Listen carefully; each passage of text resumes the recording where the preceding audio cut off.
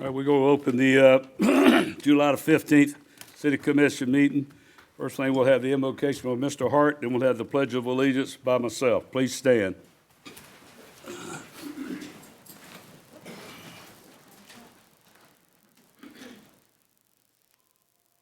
Dear Heavenly Father, we thank you through your abundant grace and mercy you've allowed us to come together to conduct the city's business. And Father, even though we come in with different opinions, different views, even though we may disagree, let us not be disagreeable, to treat each other as brothers and sisters. We thank you for blessing us to live in this beautiful part of your creation that we call Ocoee, and help us to lead not only with wisdom, but with compassion as well. And once again, as always, watch over our first responders. Be with them on every call, on every shift. Watch over them as we watch over us. We're so careful to give you the praise, the honor, and the glory you do. In Jesus' name we pray. Amen. Amen. I pledge allegiance to the flag of the United States of America and to the republic for which it stands, one nation, under God, indivisible, with liberty and justice for all.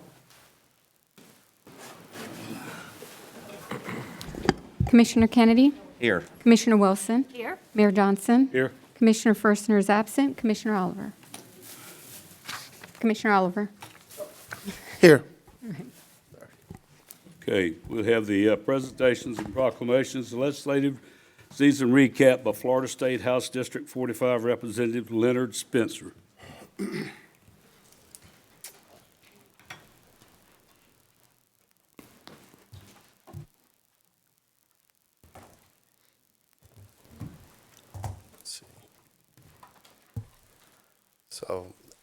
Thank you for this opportunity, Mayor Johnson, commissioners, and city staff.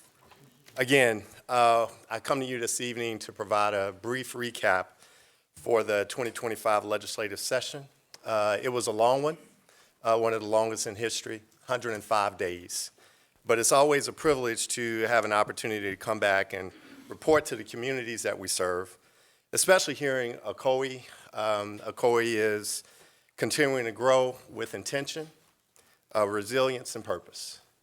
And while every legislative session comes with its share of challenges, I'm pleased to share that this year, my office was able to secure results for District 45, results that will directly benefit the people and priorities here in Ocoee.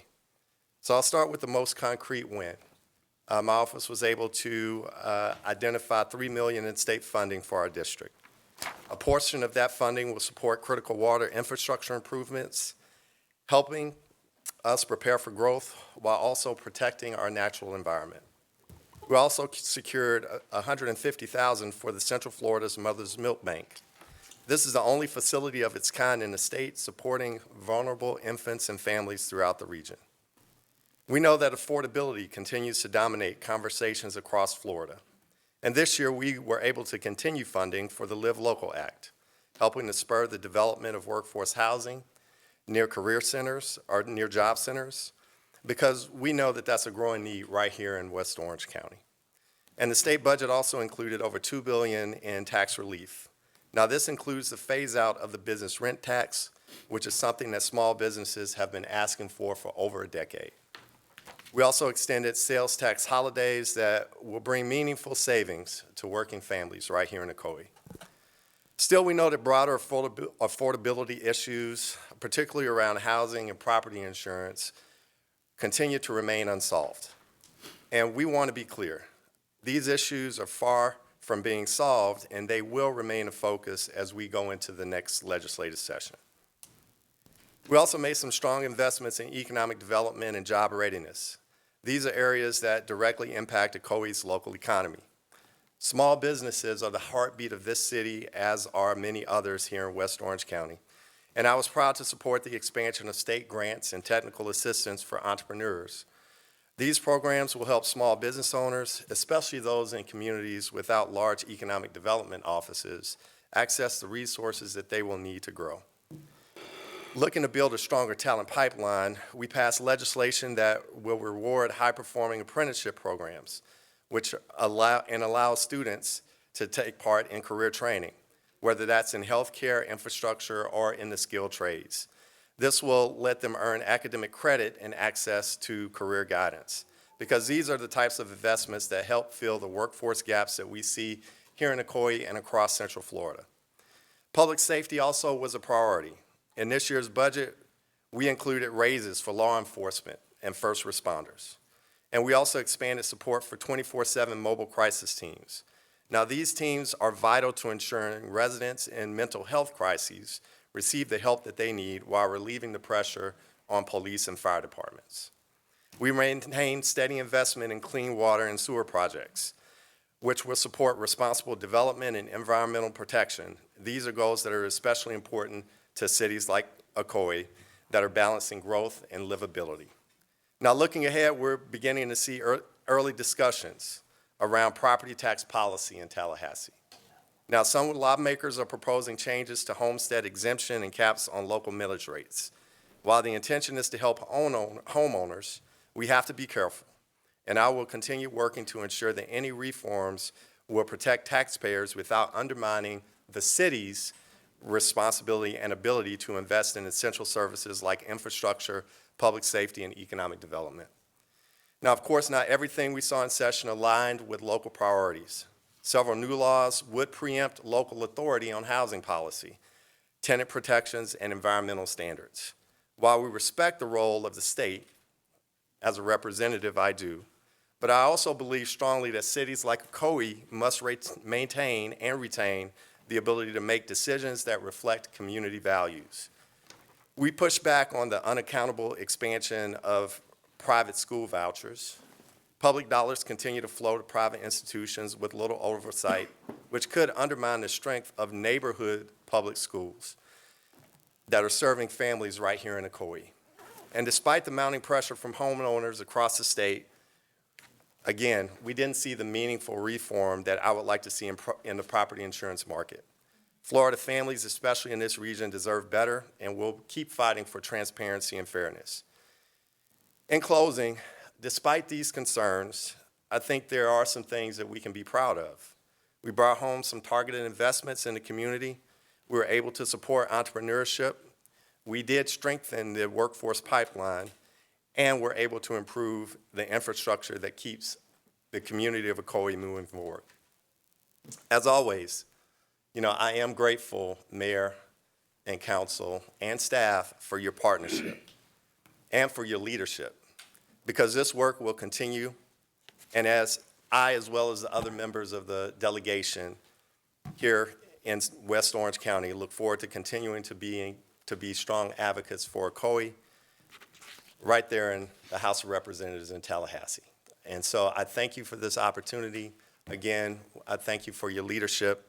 And more importantly, I thank all of you, the citizens of Ocoee, for your support as we go to Tallahassee and represent you. Thank you. Thank you, sir. Appreciate it. Thank you. Anybody have any comments they want to make with the representative? I'll say Anybody? something. I'll say something. Just want you Commissioner all to Wilson. remember, I think on behalf, I can't speak for the other commissioners here and the mayor, but I think we all believe in home rule, and we hope that you remember that when you're making decisions on behalf of our city. Unfunded mandates are something we don't like.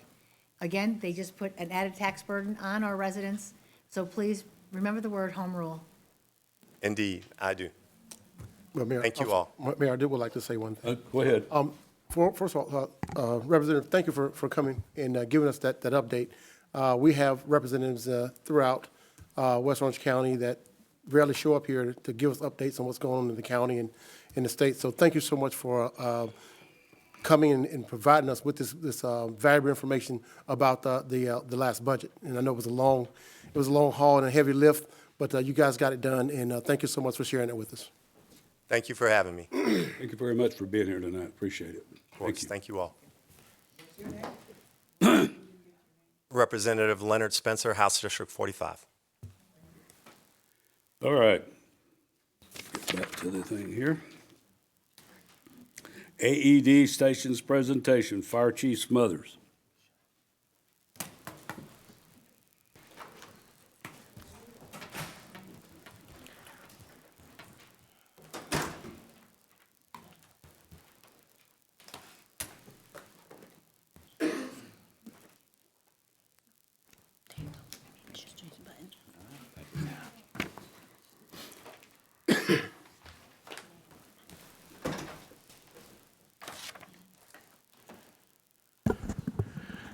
Good evening, Mayor and Commissioners. Good evening, everyone. I'm here tonight to give you an update on a project that we started a little over a year ago, and getting AED stations put into our city parks. And just want to thank a few people here for this joint effort. Thank you, Mayor and Commissioners, for your direction on this project. Also, thank you, Commissioner Kennedy and Commissioner Wilson, for donating some of your discretionary funds toward this project. And this project couldn't have been done without the help of several departments. This crossed over several department lines to get this project done. I'd like to thank Mark Johnson, Dan Abdo in Parks and Leisure Department, Ginger Corliss in the Development Services Department for their assistance in identifying the locations for these stations to be installed. Thank you to Richie Valentin, Larry Moore in Facilities for their efforts in securely mounting these stations and ensuring that we had the electrical connections that were required for this operation. Thank you to Deputy Chief Van Camp and EMS Captain John Ward for installing the AEDs in each station and ensuring their entire systems are working properly. And last but not least, I'd like to recognize and thank Martha Lopez Anderson, who's here tonight with her husband, Andy. And just thank you for your incredible support and your donations that went toward this project, which I'll share a little bit more in detail as I go through the next slides here. So first of all, thought I'd do a little lesson on what an AED is, and I'll try not to get off topic here because I've taught CPR and AED for several years and seen these devices work both professionally on the job and personally off the job. I've used an AED before and seen it save a life. So I've got a tremendous passion for these items being spread throughout our city here, and I think this is just a great effort that we've put in place to go along with all the other AEDs that we have throughout our city.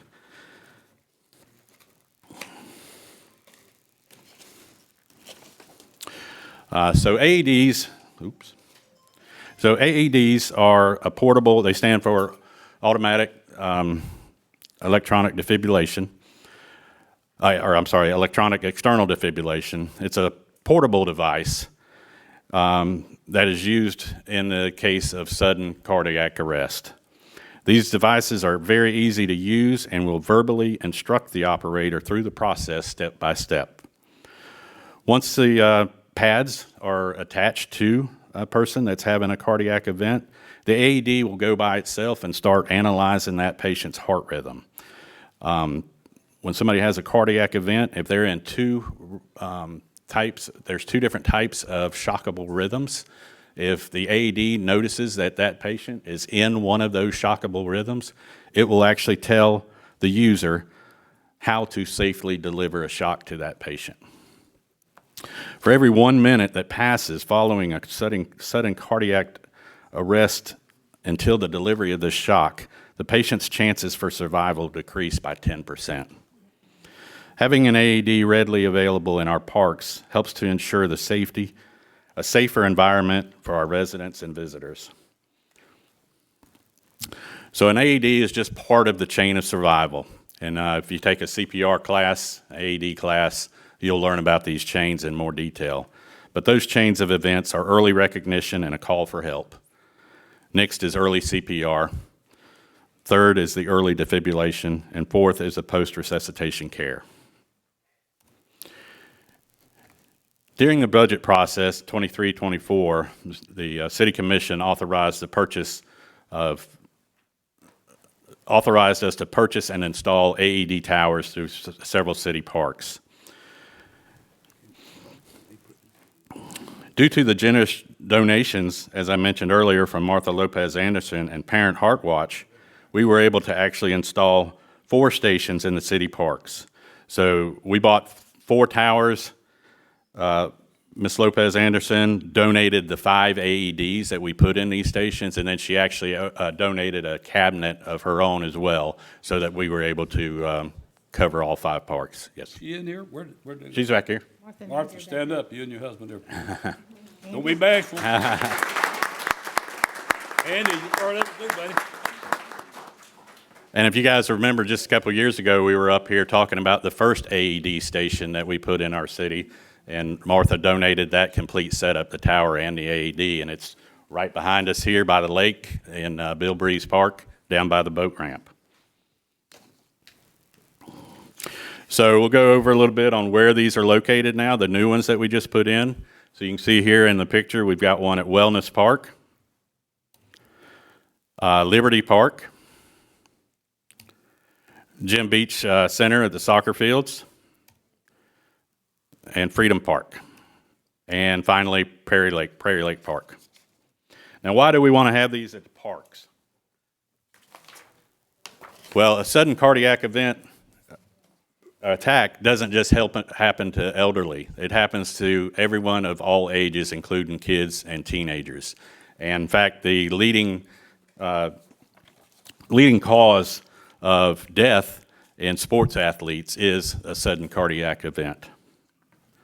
So that's the thought process there of having these at these parks where the young kids are running around and playing. 1 in 300 kids actually have an underlying heart rhythm problem that they don't even know about until it shows its face that sad day.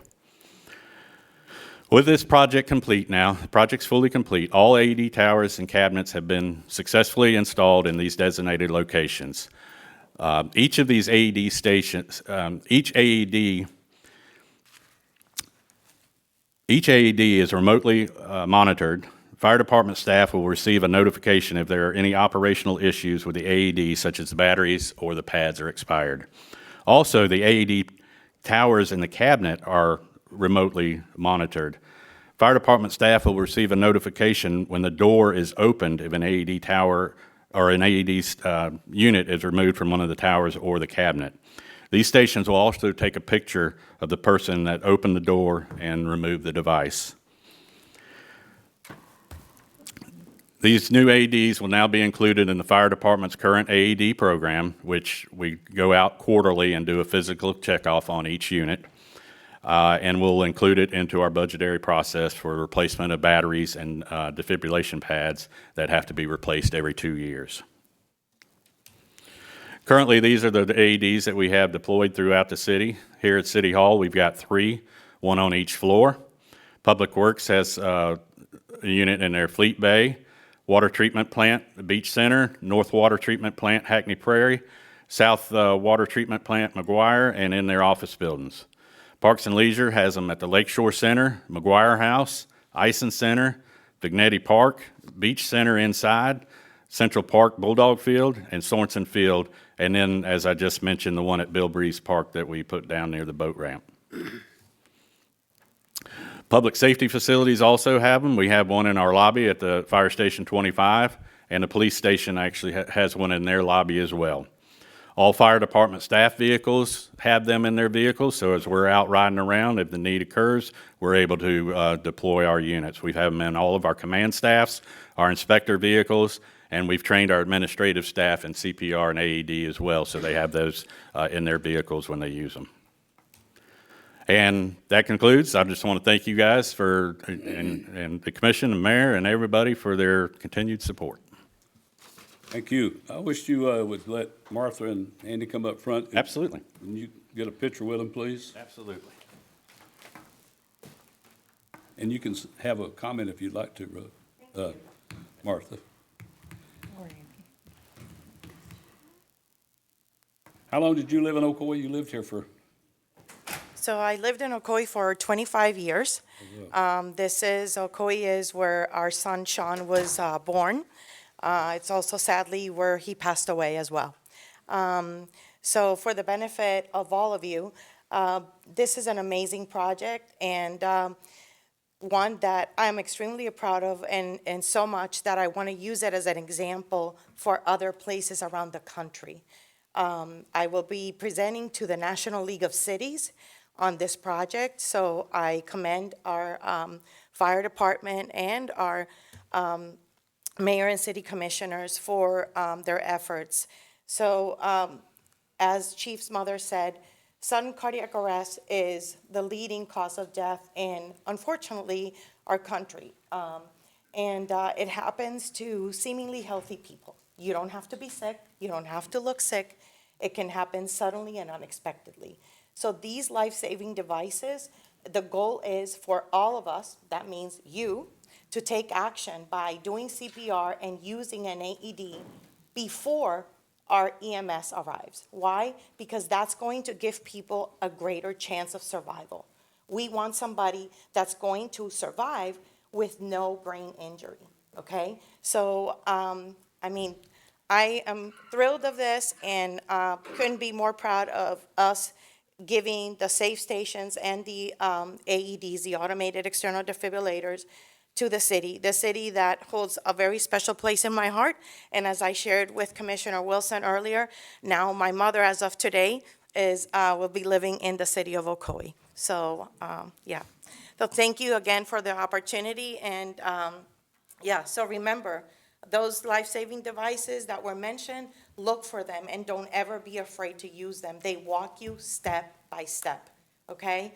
And we are fortunate to live in not only a city, but a county that when you call 911, that 911 dispatcher, if you don't know how to do CPR, or you may not remember, or you're just nervous, they will walk you with how to do it. They're gonna be your buddy system until our EMS experts arrive on the scene and can provide that advanced care, okay? So please remember that and don't be afraid to use them. Thank you. All right, come on up front and get your picture made here. We'll stand up behind him.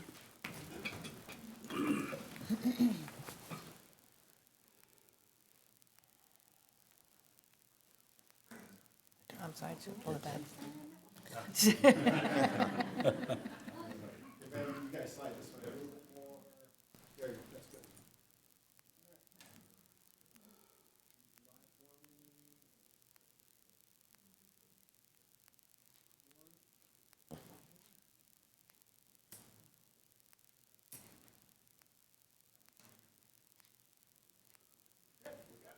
Thank you. Thank you. Thanks, Mark. Thank you. Thank you so much, Patty. See you. We're gonna do more.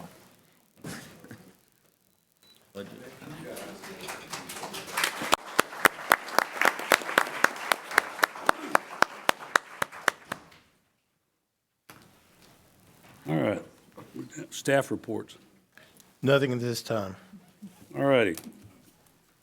We have public comments. The public comments that I'll do first is not one that's an item on the agenda. This is just, I want to talk about something not pertaining to the agenda. Susan Adams.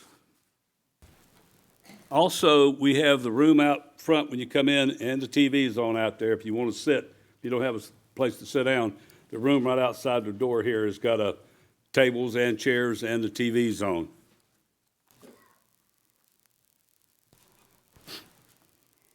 How much time will I have?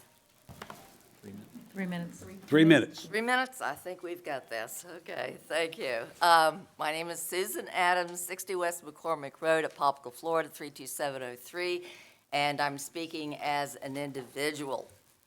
Our residence at McCormick Road is part of the Clarkona Rural Settlement, but we are bordered on the east and the south by the city of Ocoee.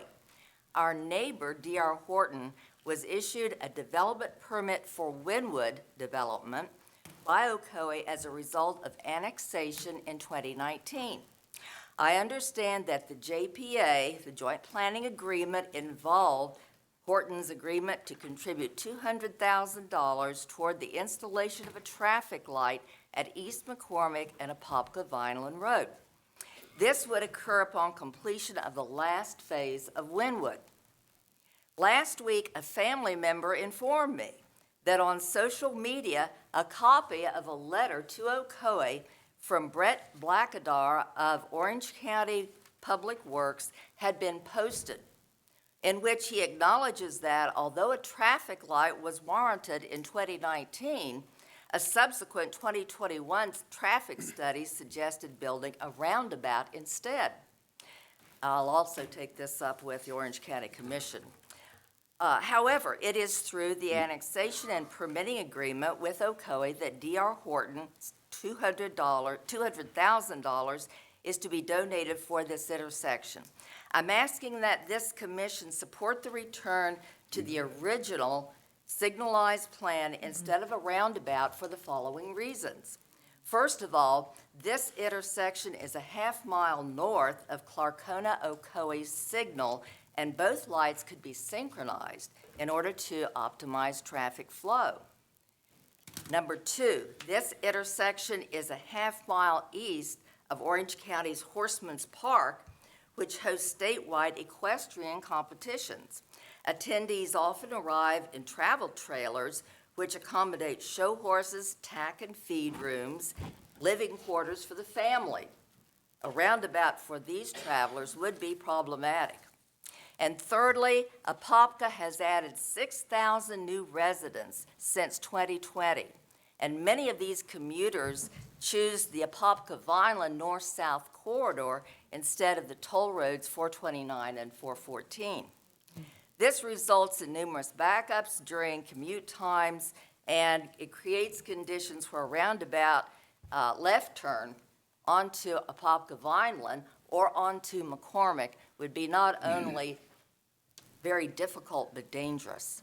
So I'm asking you that you support, as a commission, that you support placing a roundabout, placing an intersection instead of the roundabout, which was the original plan anyway, to put the signalized intersection.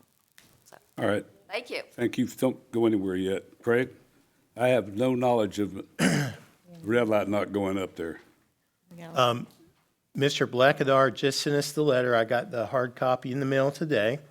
Our staff is not 100% on board with the roundabout idea, and we were a little disappointed that they flipped it back on us. I actually met with the county administrator, informed him. We followed up with a letter from the commission urging this light and letting them know the developer has reached out to us, that no one from the county reached out to them to ask for that $200,000.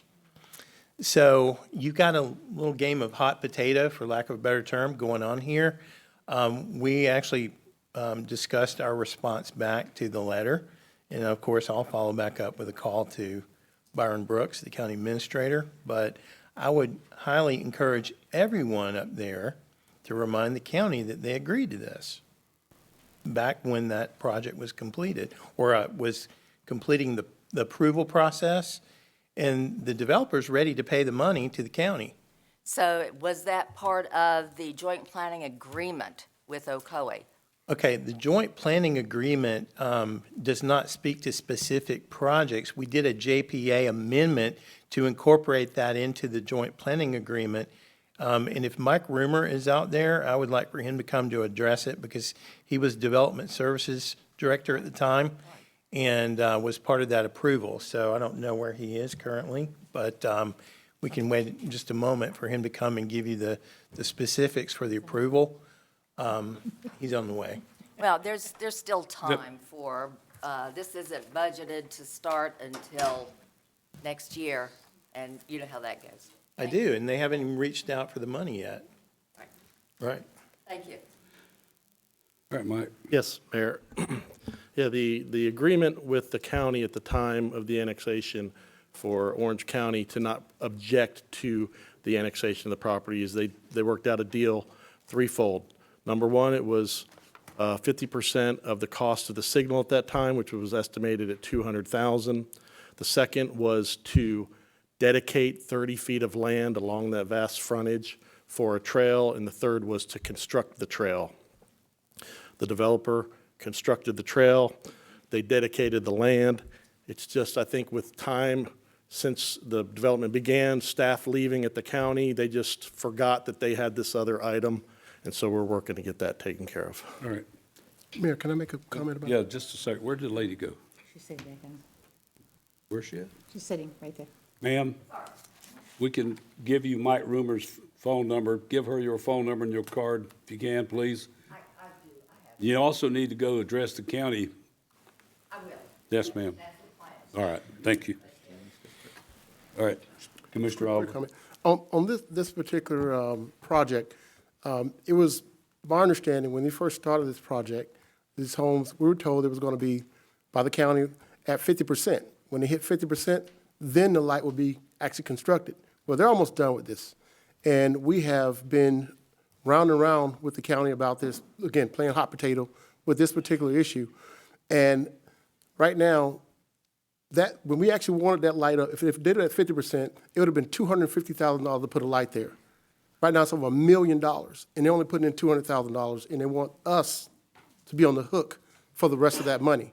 So I think the county, they should be posting the lion's share of that money. So if you go to the county, I'll be happy to go to the county with you, because they should be posting the lion's share of that money for that traffic light, not a roundabout that's gonna take forever. And I would also contact Christine Moore. She's our county commissioner for that area. I have. Oh, did you talk to her? Have not yet. Yeah, you need to get a hold of her too. We will also. Thank you. All right. Dr. Jim Moore? Moyer?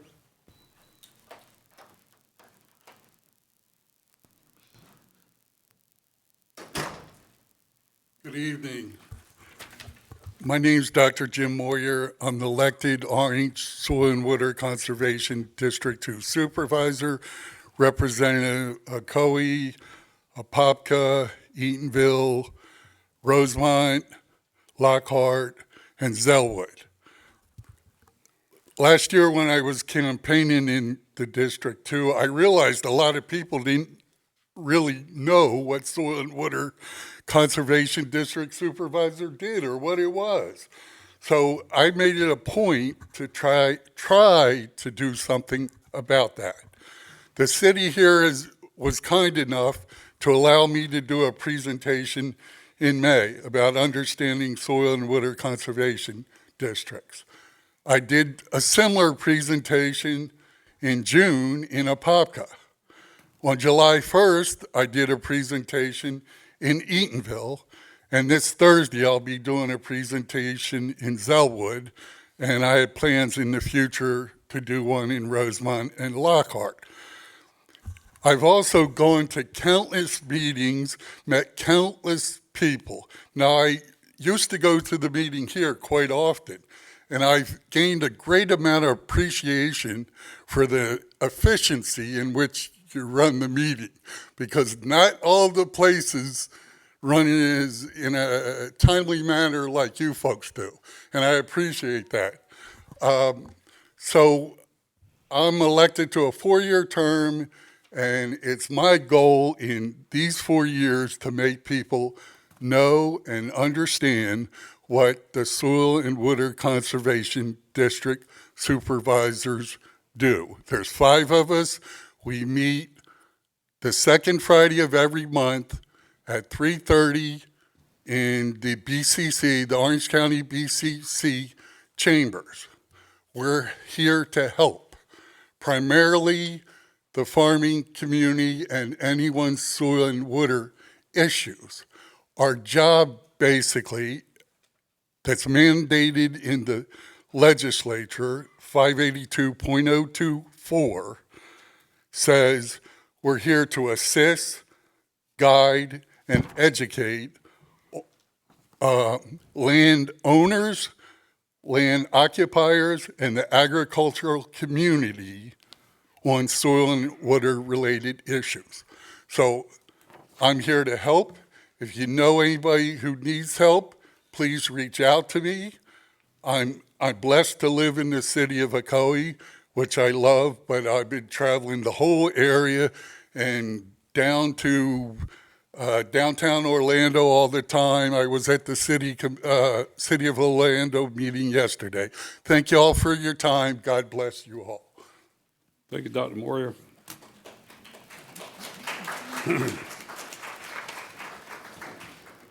Chris Atkins.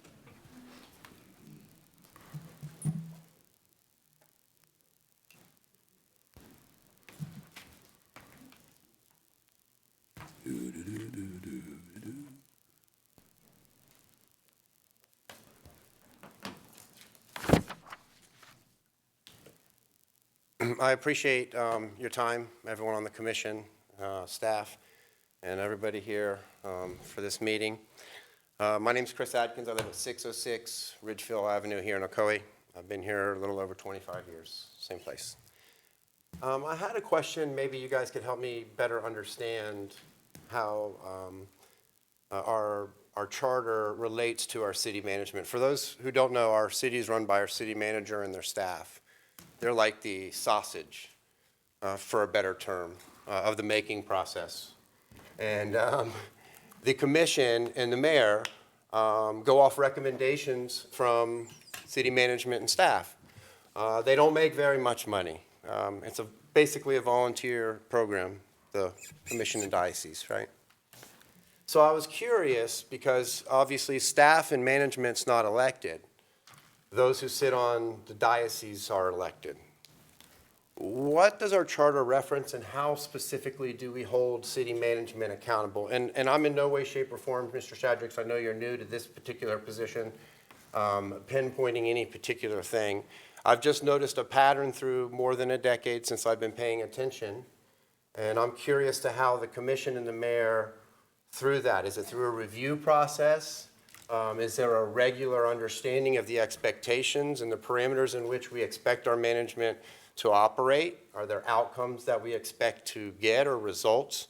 And if we don't get those, how do we approach that? So I guess in layman's terms, how do we hold the city managers accountable from the diocese besides just is there a regular review process? And if you could stop my time during their speech, if they respond, I'd appreciate that. You gonna use the rest of your time before we talk? As long as if I'm talking, I'll keep talking. If you're going to talk, then I just. Go ahead and finish your time. Okay, perfect. Okay, thank you. I appreciate that, value that. So the reason I ask that is because if you go back, like I said, through decades, there's issues that we continue to see. Not only are we highly charged in our millage rate, and do we long have fees. Rosemary showed up at my house sweating many, many years ago, and it was the first thing I said to her. And as God is my witness, this is a wonderful woman. She's done a lot of things in our community, but that was my main concern. But then I look at things like City Hall, that was supposed to be completed by 2019, right? We received money and funds in 2017. It's all right here. My sources are right here. It didn't get done. So what happened? It cost us 3 times the amount of money to get the project done, and we didn't finish it when we said we were.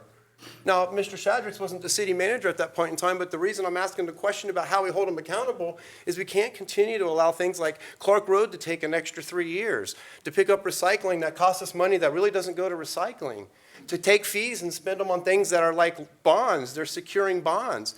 So to me, there's only so much the commission and mayor can do, but what they have to do is hold them accountable. So I would like to know how you guys do that. What's the format and where can I find it? Your time's up now. Thank you, sir. I appreciate your time, by the way. You want to make a comment? I will be happy to make a comment. I don't think, this is not, I'm not looking for rebuttals from you at this point. I'm just going to say what I do. As I have done for years, I have spoken to the city manager probably more than once a week. That is an evaluation to me.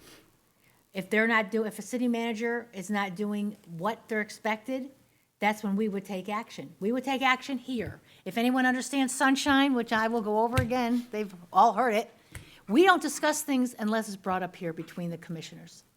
I may ask them how the weather is, how the family is, but that's the extent of it. So when we sit here, I think, I'm going to speak for myself, that I speak with Mr. Shadrick probably, as I spoke with Mr. Frank, probably once, twice, 3 times a week, more than they wanted, probably. But, and that's how I evaluate them, how they responded to me and what answers they gave me and the advice they have given me.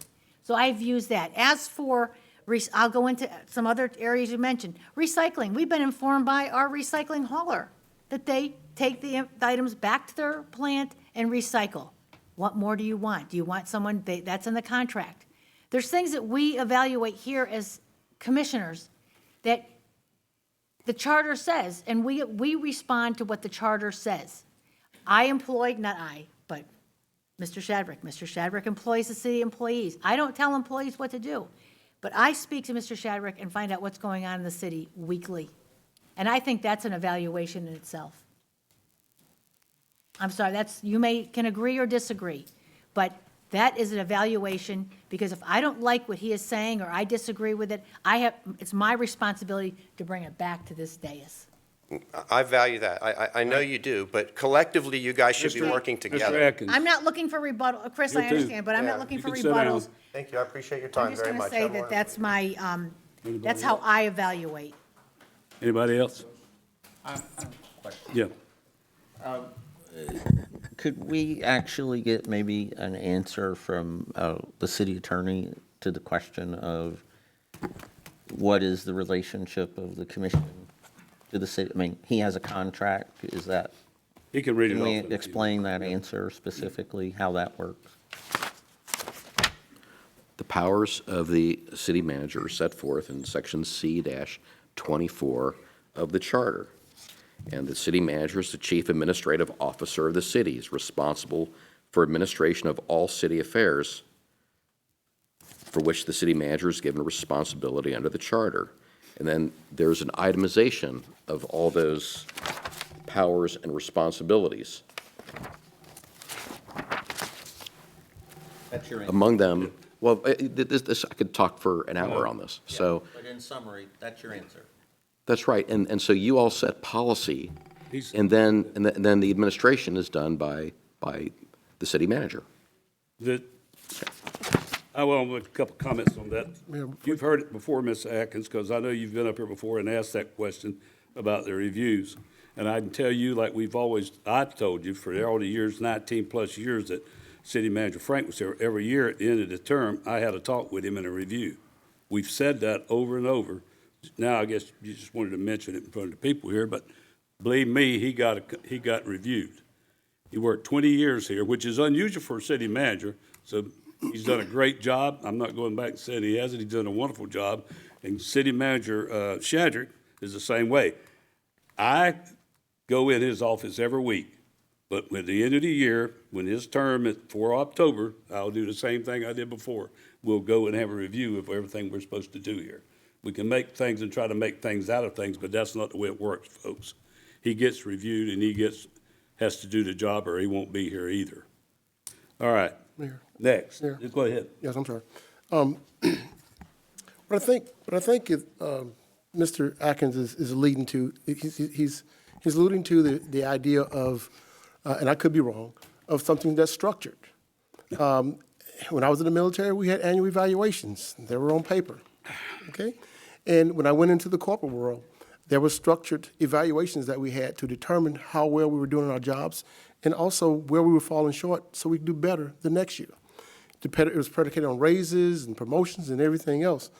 So even if we were to look at a structure like that for our city manager where it's put on paper, we all look at it, review it, we sign up on it, do whatever we have to do with it, and pass it off every year or every 2 years, it is my belief, based on my interaction with the city manager, Shadricks, is that for me, if I had to put it on paper, I think that he's doing a stellar job at this point. I think he would actually pass any review that I had to look at, and that's based on the interactions that I have with him and the things that I've been able to get done for my district with him.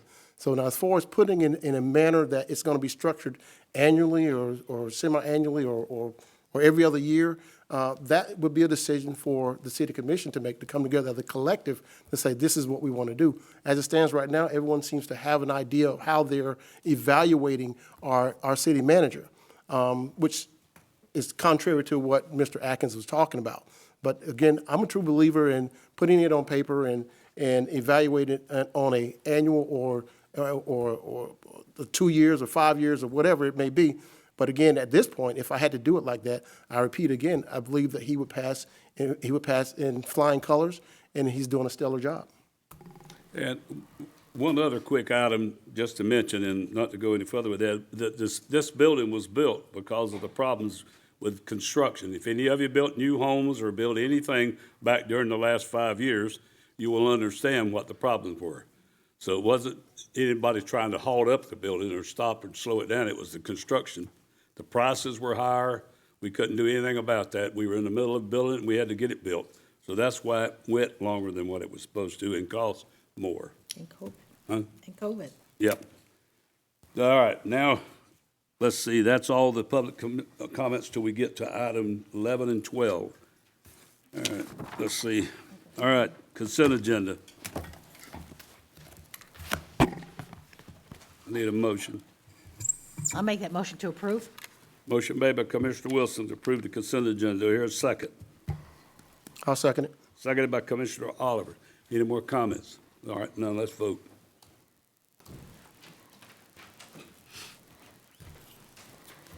All right, motion carries 3-1. Commissioner Kennedy voted no. All right. Let's go down to the number first reading of ordinance. First reading of ordinance for 703 Center Street. Magzarigo's property annexation and rezoning. First reading. Thank you. The first reading, we have no public comments. Public comments will be 2 weeks at the next meeting. Go ahead. An ordinance of the City of Ocoee, Florida, annexing into the corporate limits of the City of Ocoee, Florida, certain real property containing approximately .67 acres located at 703 Center Street, south of Center Street, and approximately 310 feet east of Orange Avenue, pursuant to the application submitted by the property owner, finding said annexation to be consistent with the Ocoee Comprehensive Plan, the Ocoee City Code, and the Joint Planning Area Agreement, providing for and authorizing the update of the official city maps, and providing direction to the city clerk, providing for severability, prevailing in the event of any inconsistency, and providing for an effective date. And I'll also read the rezoning ordinance.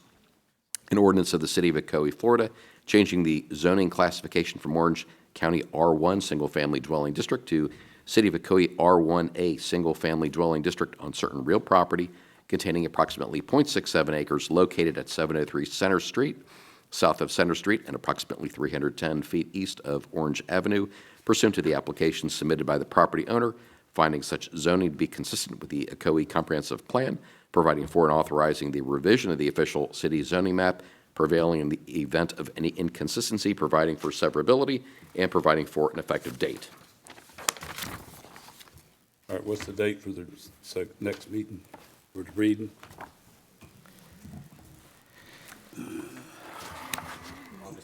August 5th? Yes.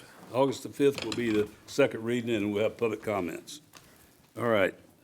Item number 11, second reading of ordinance, public hearing. Second reading and public hearing of an ordinance for Envision 2045 Ocoee Comprehensive Plan, large scale. Planned amendment to replace Ocoee's comprehensive plan in its entirety. Development Service Director Whitfield.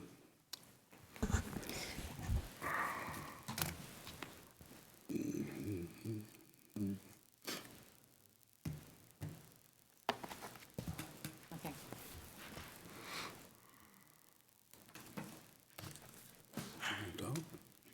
Yeah, I think she's getting it ready. Okey-doke. Thank you, Mr. Mayor. Good evening, Commission, everyone. So I'm going to make this relatively quick. The parts that we covered in detail at the first transmittal hearing will go by very quickly. So the issue before the Commission this evening is whether or not to approve a proposed ordinance to adopt the Envision 2045 Ocoee Comprehensive Plan to replace the comp plan, the 2002 version in its entirety, and include an opt-out provision to opt out of 2045 if needed or if requested at a for a project-specific basis to comply with Senate Bill 180, and then to transmit the adopted ordinance to the state and regional agencies. So this is very quickly the 2002 comp plan, the statutory requirements. We have to adopt it, a plan that has a 10-year and 20-year planning horizon, looking at population projections, a whole series of maps, the 5-year capital improvement schedule, and then all of those facilities that the city is responsible for providing to its residents and property owners. So the image on the left is the policy framework, which will be adopted. The image on the right is just a data inventory and analysis document, which has a great deal of data in it. Should you want to read it, it's all on the planning website. So the vision statement for the Ocoee Comprehensive Plan is to ultimately achieve an attractive, vibrant, and economically sustainable community while protecting our natural resources. I won't read all of this. It is on our website. There's also a copy in the foyer. Future land use, I'm going to go very quickly. These are the elements that are in the comp plan itself. The future land use, which sets the standards for how growth happens over the course of the next 20 years. The two map inserts, and then the furthest left image is the future land use map for the entire city. The housing element, we have 6 objectives. The recreation and open space elements, we have 6 objectives. Infrastructure element, which includes utilities and drainage, 8 objectives and 4 objectives. Mobility element, formerly our transportation element, there are 5 objectives. The key is to create more ability for our residents and visitors to move about the city. Conservation element, 5 objectives. Then these 4 elements have no changes to them, just a reorganization and consolidation. Again, all of this is available on our website, and also there are hard copies in the City Hall. There's also hard copies in the library if you'd like to read through those. So the Planning and Zoning Commission was presented with the Envision 2045 Comprehensive Plan back on April 8th. This City Commission had its first reading public hearing on April 15th, as required by statutes. It was transmitted within the allotted 10 days, so transmitted on April 24th, with comments due back June 9th, which is the 45-day review timeframe for all the agencies, state and regional. While we were waiting for the agencies to provide comments, we did have a community outreach meeting on May 28th. Don't have to read all this. This is a summary of all the comments received from that community meeting, dealing with questions on parks and recreation, transportation, timing of road improvements, signal timings, questions on flooding and flood prevention, how our city interacts with other local governments.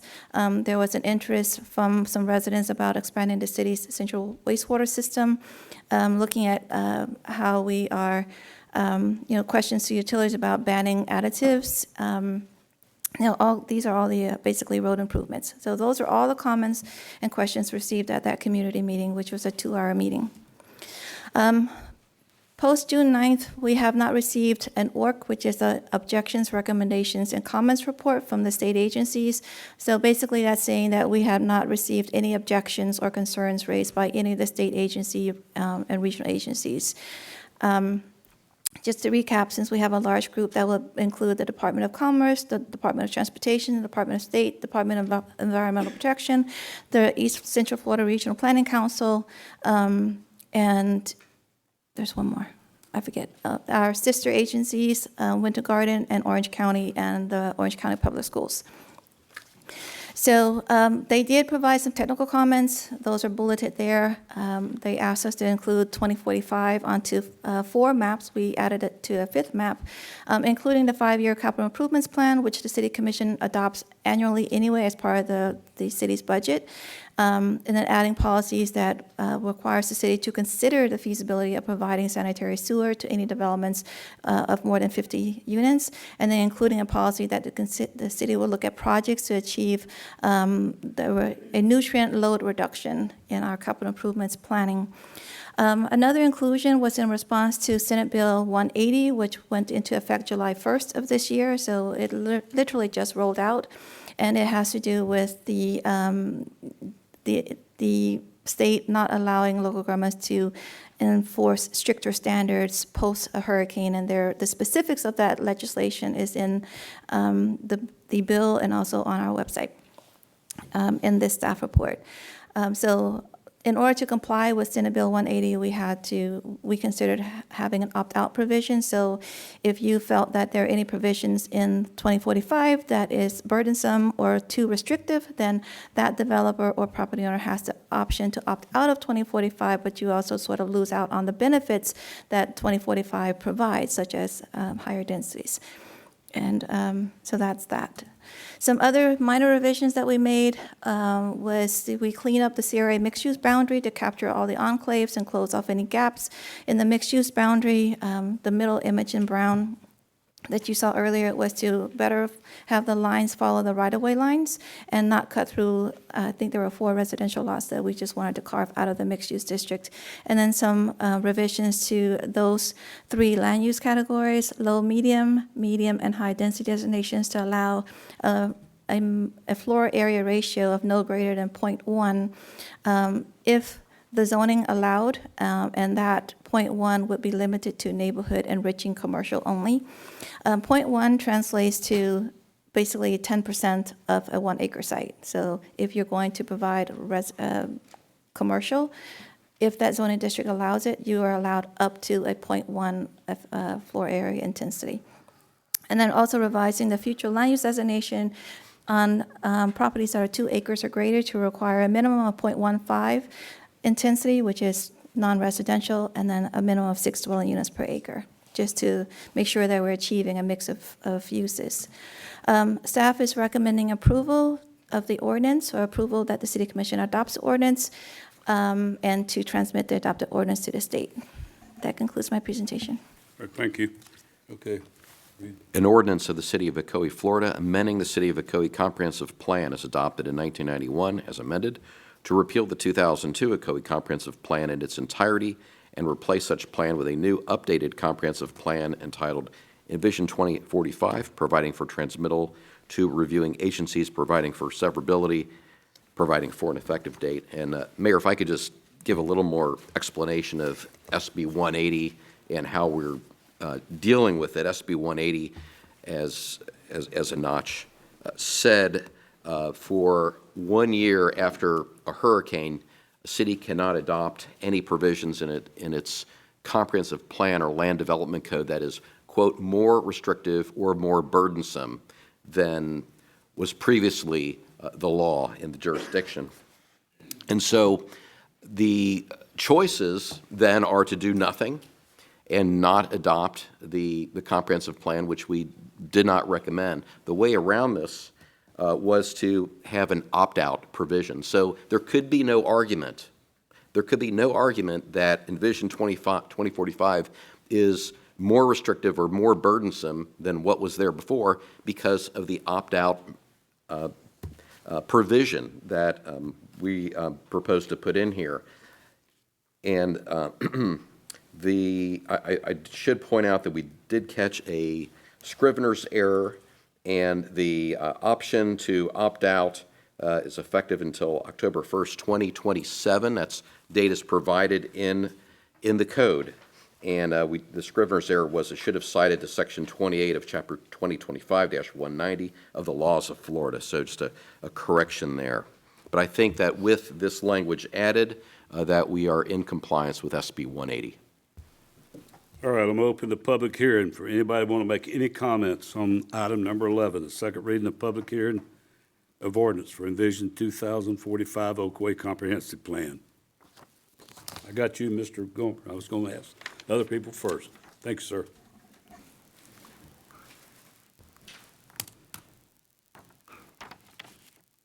I'm Doug Gomber, 405 Misty Meadow Drive.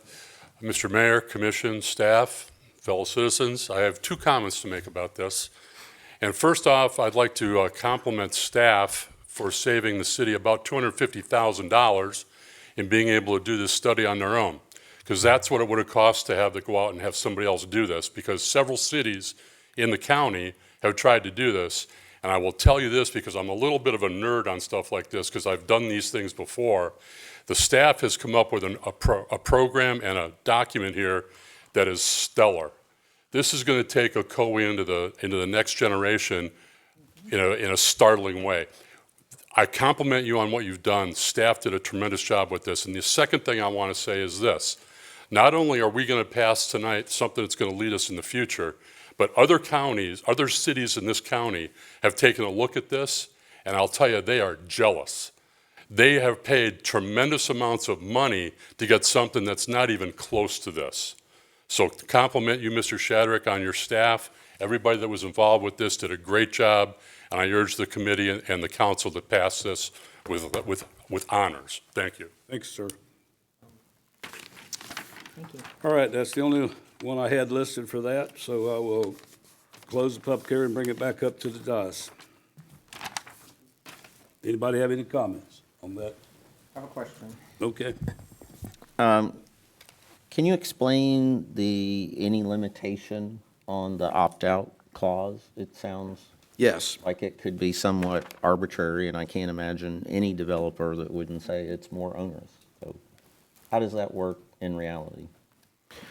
Well, the reality is that a developer can, according to our proposed language here, submit in writing a notarized request to opt out of Envision 2045 to the Development Services Director, stating that the applicant wishes to proceed under all terms and conditions of the city's 2002 comprehensive plan as amended and effective on August 1st, 2024. These dates are all set forth in SB 180. That's why we chose them.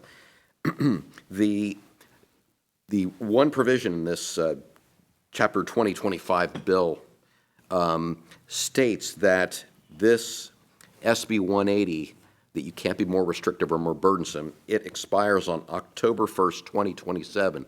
That assumes that we don't have another hurricane come through here, and with Orange County declared a disaster area by the federal government. If that were to happen, then that 2027 date could be further down the line. So SB 180 could be rolling depending on the hurricanes that we have in Orange County. So we have language here that if that happens, that the option to opt out shall expire on the earliest date allowed by Section 252.422 Florida statutes. I was born and raised here.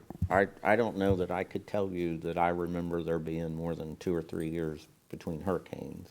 So that, to me, that's ludicrous. This, I guess, where's that guy, Spencer? Tallahassee keeps giving. What procedure is there to review a request? Does that have to be at a hearing or a quasi? No, what is the restriction? The procedure will be administrative in nature, and we will set forth that procedure in language that we will adopt into the Land Development Code. Thank you. Anybody else have any comments? I'd like to just say something. Go ahead. I think that, thank you, Mr. Gomber, for the accolades for our city manager and for our staff that have been very involved in that, Anach and all, Tori and everyone else who's been involved in that. Yes, We ma'am. appreciate you. And I think that has a lot to say to what a previous comment was made about reviewing our city manager. This comes from a resident, not from us. So I appreciate that. That's all I'm going to say. Thank you. Thank you. Nobody else have any comments? I need a motion. Yeah, I have a comment to make. Okay. If anybody's watched or followed any of my political career since I've been here in Ocoee, I ran for office for the first time in 2015. One of the very first items that I had on my platform was the lack of a mission and a vision. When I called the city and I found out that every department had a mission and a vision, the police department, fire department, but the city as a whole, with almost 50,000 residents, no mission and no vision. I've never worked for any organization that didn't have a mission or a vision. That tells me which direction this city is going in. Tells me which direction that the organization is going in. You have a clear vision. The Bible says the people without a vision shall perish. So every election cycle, I've always talked about the mission and the vision. So to see this put in paper, this plan, and I know a little something about this because through the years, I've actually met with at least half a dozen companies that do this. And it was upwards from $300,000, $250,000 to $300,000 or more for some of these companies to do what we did here. So I agree with you, Jeff. We saved the city a lot of money to do this. So the importance of having a vision and a mission for the city is a foundation. That means everything we do, how we operate, gets done on that foundation. To build this comprehensive plan, now we have a foundation that we can build on. And as you stated before, this is going to take us into a whole nother trajectory in our city. And I think it's going to be something we can be proud of. And it starts with this vision and this mission. So thank you, staff, for doing what you did. Anybody else? Yeah, can I reply to that? Yep. So as the ordinance says, this comp plan repeals and replaces the prior comp plan, which implies we had one. And since we're patting ourselves on the back, I guess, there's a big difference between campaigning and saying we lack a vision, we lack a vision, we lack a vision, and actually putting forward, to Commissioner Wilson's point, items. How do you hold the city manager accountable? Well, I walked in with a list of 55 things that I wanted done. And I talk to him almost every day and ask where we are on those things. And what I ran on was to update the comp plan. What we haven't had in this city is specifics and detail and follow-up. And that's the answer. And it's a lot of little pieces. It's the transition from the prior city manager and pushing for Craig to be elevated as the new city manager. It's the budget process. It's supporting the reforms and discussing those with the city manager and supporting the reforms that he's making department by department by department. The fact that his staff is receiving accolades is great, but the staff that put this together is not the staff that was here even a year ago when he took over in a lot of places. And so it's many, many moving parts that come together. But what it really starts with is you voting, us as elected officials, putting forward specifics. If we're elected, this is what we're going to do in specific. Update the comp plan, rewrite the land development code, point by point by point. And if you do that and you vote for it, that gives us the authority and the influence with your voice to go sit down with him and say, look, this is what people voted for. A fire station in the north, et cetera, et cetera. That's how it works. And I just want to point that out because we seem to be having this discussion of how do you set the vision, how do you set the agenda, and how do you hold people accountable. That's how you do it. That's what some of us have done and will continue to do. Thank you. All right. Everybody gets to pat their back. All right, let's go down to, I'll tell you what we're going to do. We're going to take a 5-minute recess. Huh? Yeah, we got to vote on it first. Let's vote. You got talking so much, I forgot. Don't go to where do we vote on it. I'll make No, I think we have to vote on it first. I'll make that motion to Motion. approve. All right, motion made by Commissioner Wilson to vote on item I'll second. 11, seconded by Commissioner Kennedy. Let's vote. All right, 5-minute break, exactly. Thank you.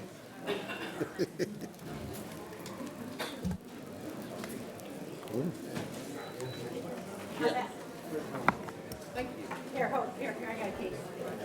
Wanna take that? Take that.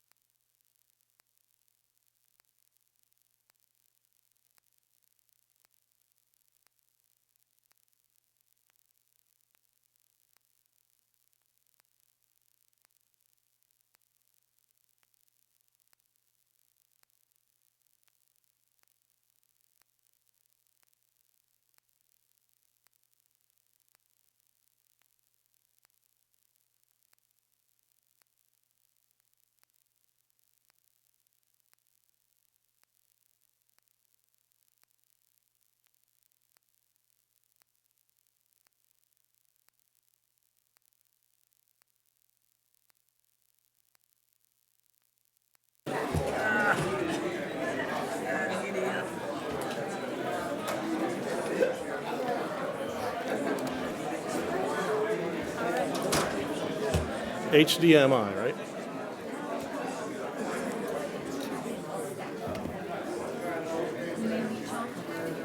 You ain't joking there. All right. All right. All right. Please.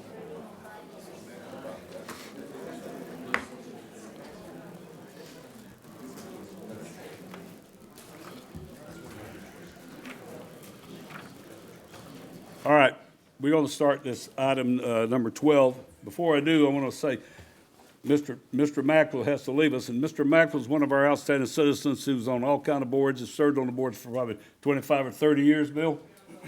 And I know he's an elder gentleman, so he's got to go home early because it's his birthday. So I want everybody to say happy birthday.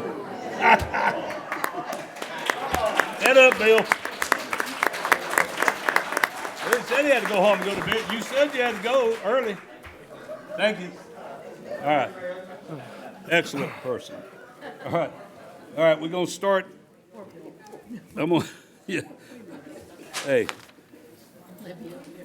Item number 12, adoption of the amended and restated final resolution pertaining to fire protection assessments for fiscal year 2025, 2026. Assistant City Manager Roomer, and I will make a comment. I've got probably 20, everybody, if you can, everybody gets to talk, but please don't say the same thing everybody else says. Try to make it, if you're going to say the same thing as somebody else, just say ditto and give us your name and address. And it's 5 minutes, all right? If not, we'll be here a while. Which is fine with me. It's not my birthday. All right. Mr. Mike? Sir, thank you, Mayor. Mike Rumor, Assistant City Manager. Mayor, I have a long presentation. I do have the fire chief will be speaking. Our consultant, Sandra Newbarth, will be speaking after I give my recommendation to kind of follow up. And we will also have via phone our attorney, Heather Encinosa, if need be. So I will begin. Thank you, sir. So how did we get here? So the city currently has a fire service assessment fee in place. It is based off a fire unit, which was based off a study done in 2000 and before 2013. That current rate is $69.50 per fire unit. In October of 2024, we proceeded with a new fire assessment study. It had been 10 years since the $69.50 was in place. April 28th, we received the draft report, which provided a maximum annual rate we could assess per unit at $386.75. May 20th, following the statutory requirements, we adopted the initial assessment resolution, setting the fee at $139.23. Then we had a series of actions, advertising. We had to notify every property owner with a structure via a letter. It could not be put, that information could not be put on the trim notice. We had to individually notice every property, which was done on June 24th. We set up a call line with a FAQ page on the website and heard a lot of questions and comments from the citizens. And here we are today, the public hearing to adopt the final assessment resolution.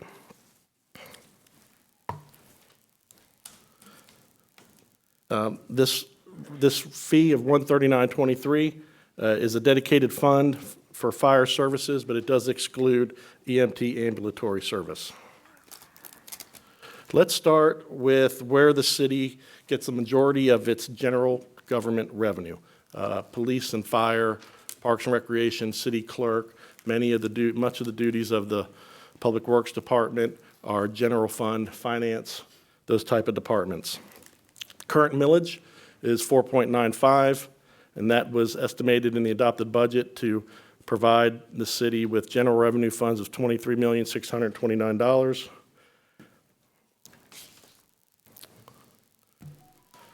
This is reflection of the adopted budget, showing that line of the ad valorem tax, which we get from property taxes. The overall revenues expected in the adopted budget was $75,835,000. There's a little snapshot of other funds. There's a number of funds that go in to make up that. And then we have, as the This commission adopted a balanced budget. We have expenditures of that amount, $75 million. So let's talk about where the dollar goes of people's property taxes.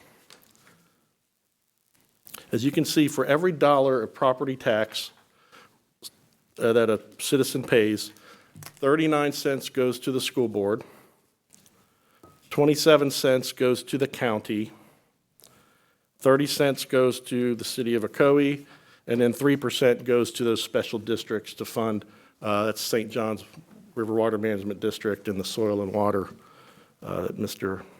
Moyer spoke of. In a little bit, I'm going to be talking about ad valorem funds and also what's in the news lately, what the legislature is trying to do with a study to provide property tax relief. Perhaps one option is we could find out what the county is doing with our 27 cents. This is a breakdown pie chart showing our revenues by percentage. Largest is by property taxes, 43% of our general fund revenues. Our utility department is considered an enterprise fund. Those are restricted. Our stormwater activities in the public works, that is a enterprise fund, which is restricted. Our solid waste, obviously, is restricted, and as is the fire service assessment. This is a bar chart showing the total revenue that we receive from property taxes and the total amount of expenditures. The black, we created the Information Services Technology Department later on, so that was introduced in 2022.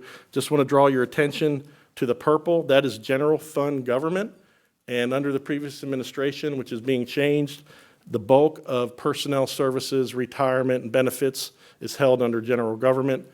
Commission, you'll be seeing in this upcoming budget workshop that we're removing those costs out into their individual departments to show the true cost of each department.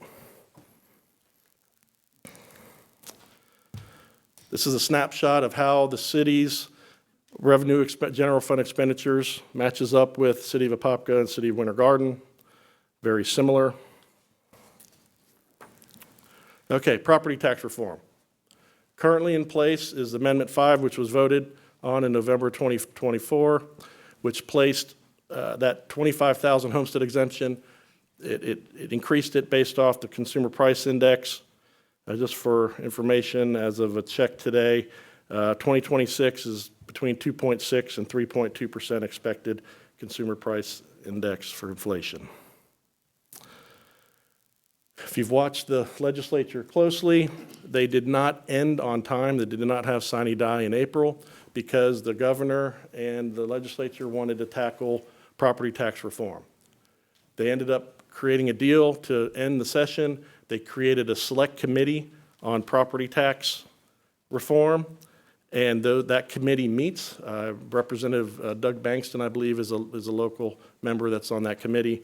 And that committee, as charged by House Speaker Perez, gave the committee some marching orders. Let's require, they discuss and see if they move this forward, require all city, counties, and special governments to put a referendum on their election to remove property taxes.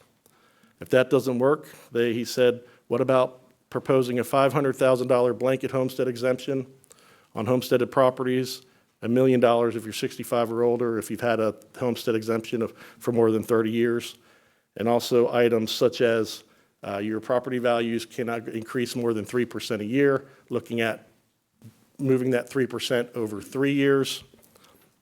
And so his intention, the intention of that committee, is to have a plan and present it the first week of the session coming up in February.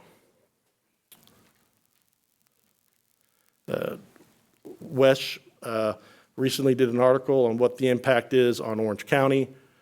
We have put together documents on what that impact would be for the city. What they're not discussing with this is what funding they're going to provide us in the back end. If they remove property taxes, they reduce property taxes, what kind of funding are we looking at? A recent bill that passed in the Texas legislature was the Homeowner Freedom Act. If Florida was to go the way that Texas did, which sometimes, some of these states do those similar, this is the impact that we could see over the next 10 years if they adopt a bill such as that.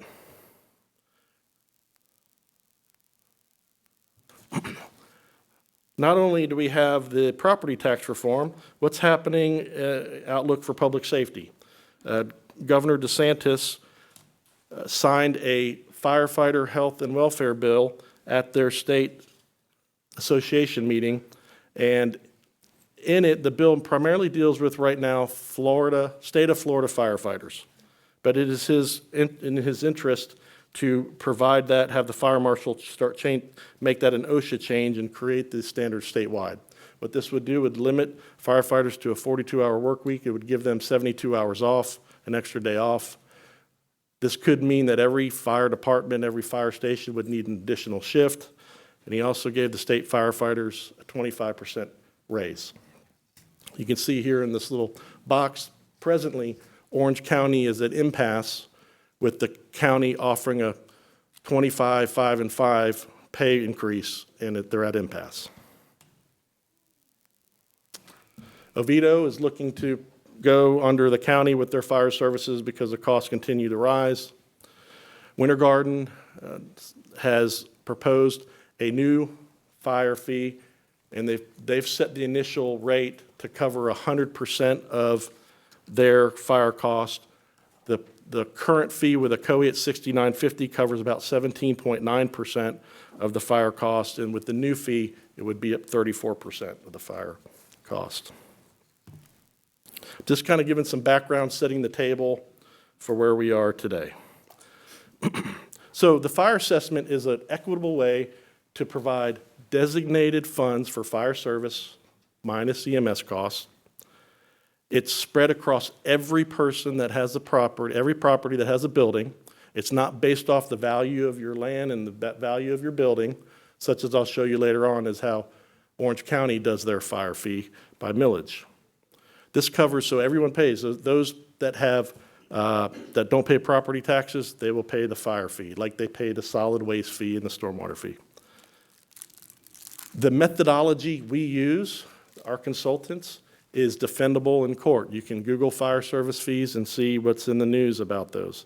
And it's limited to the actual fire protection, the service provided, and the calls. We'll give you a diagram here in a little bit on the type of calls for service that we receive.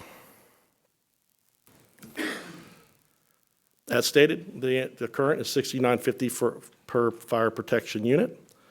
It required a resolution. It is collected on your property tax at the time you pay your property tax. When you pay early, you get that discount for paying early. That's discounted off that rate. When new buildings are approved to go be constructed, not new developments, but the actual building itself, they are assessed a fire fee that covers them from the point they kind of receive their certificate of occupancy till the rate will go on their next tax bill. So we are collecting that as buildings are being constructed.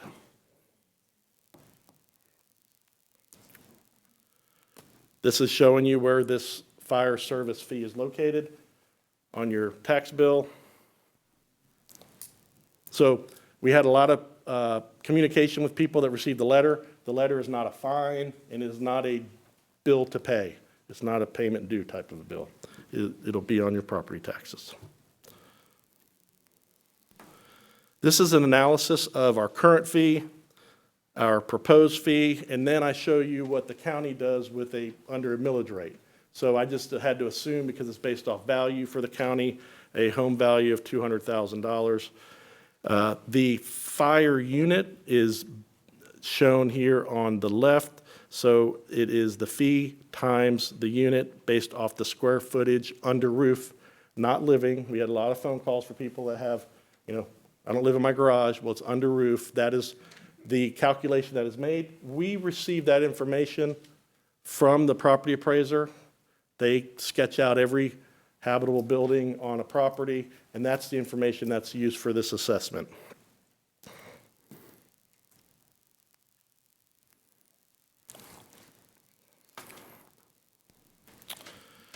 This is a graph that shows our ad valorem receipts versus the cost of our public safety.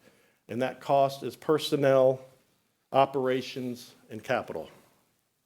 Then at the bottom, I show you the cost, how the cost has risen for replacement vehicles. We've had a lot of questions about what about fire impact fees? Impact fees can only go to pay for additions to meet level of service. It cannot replace items. Those are under operating cost. Here's another bar chart showing another aspect. You can see at 2024, that gap between the blue and the top of the green, just for public safety, that's made up with general funds. It's hard to read the numbers, but just look at the red. The green is the cost for the police and fire department. And then the red is what our current fire assessment fee brings in. With this is the current fee, and you see with the proposed fee, we add another $2 million. That gap between the end of the red and the end of the green, that's covered with property tax, general funds. I have Chief Tom Smothers here, which will join me on this part. This is on fire. These are our incidence calls. And Chief, do you kind of want to talk about that a little bit more? Yeah, each year, of course, our fire incidence calls goes up each year. This past year, we were up to 7,600 or more calls. Fire calls, 2% of our calls, a lot of it is EMS, and all the other calls as far as auto accidents, alarms. We've got breakdowns that show where we're going on each and every call, but the price of providing service has just jumped tremendously over the last 6 years. All right, and this is our budget here, and you can see a lot of that is the salaries. This is proposed for 26. This has not been reviewed Right. or adopted by the commission, but this is kind of just showing cost as we go forward. Yes. So this is our budget going forward, and, trying to keep within the budget has been a challenge. Our operation budget, we were able to actually do pretty well on that this year, but our capital budget, you'll see we've got just over $1 million on that. That we definitely have to have another fire engine coming into our fleet. And this is some of the recurring costs that we have here, and the fire engine's the big one down there. Right now, we currently have 5 working fire engines. We have 4 stations. Each station has 1 engine going out of it. So I have 1 reserve fire engine right now. That reserve fire engine we bought in 2007. It's running good, but it's a 2007 model. Fire engines typically last 10 years as a frontline unit, and then they go another 5 years and as a reserve before they're run the life of their use there. Currently, we have 2 other engines, one that we got in 2016, 2017. So they're getting at the end of their front run life and time for them to go to as a reserve backup. However, these 2 engines are currently frontline engines, and they have a lot of problems with them. We have been sinking money in these to keep them up. The cost of providing the service and being able to provide these engines has tremendously went up. During this year, actually, we've had 2 of these engines go out of service. So if you do the math that I did just a minute ago, if I got 2 engines out of service at the same time, which we had for at least a month this year, I've got to borrow another engine from a neighboring department. We've borrowed Winter Garden's engine before and then had them call and say, hey, our engines are going down, we got to have it back. I do not like doing that. We've had to borrow Orange County's unit. We had an Orange County unit in our bay from January through April this year as a backup for us to go in and out of because we did not have enough engines to put out there. Engines right now cost about $1.2 million to get an engine like we have in our current fleet. The last engine we bought was in 2021. That engine cost $578,000. So you can see, things, just 2021, it's went up to $1.2 million. Now, we used to be able to get an engine within the same budget year that we ordered the engine. Now, PO to delivery is 3.5 years to get it. Our fire marine rescue boat, we use this quite often in the many lakes that are around here. That boat has been in service since 2007. So we really need to start looking at getting that upgraded. Our self-contained breathing devices, that's air packs that you see on our back. That's our lifeline when we go in and fight fire. They're wearing out. I need to replace all of them over the next 5 years. We can do it a little at a time, so that we're not, taking this big a hit all in 1 year, but they have to be changed out. They're running the end of their course life. And radios are the same thing. The radios next to our air pack is our lifeline. Every firefighter, when they come off the engine at a fire call, has an air pack and a radio. Both those are their lifeline.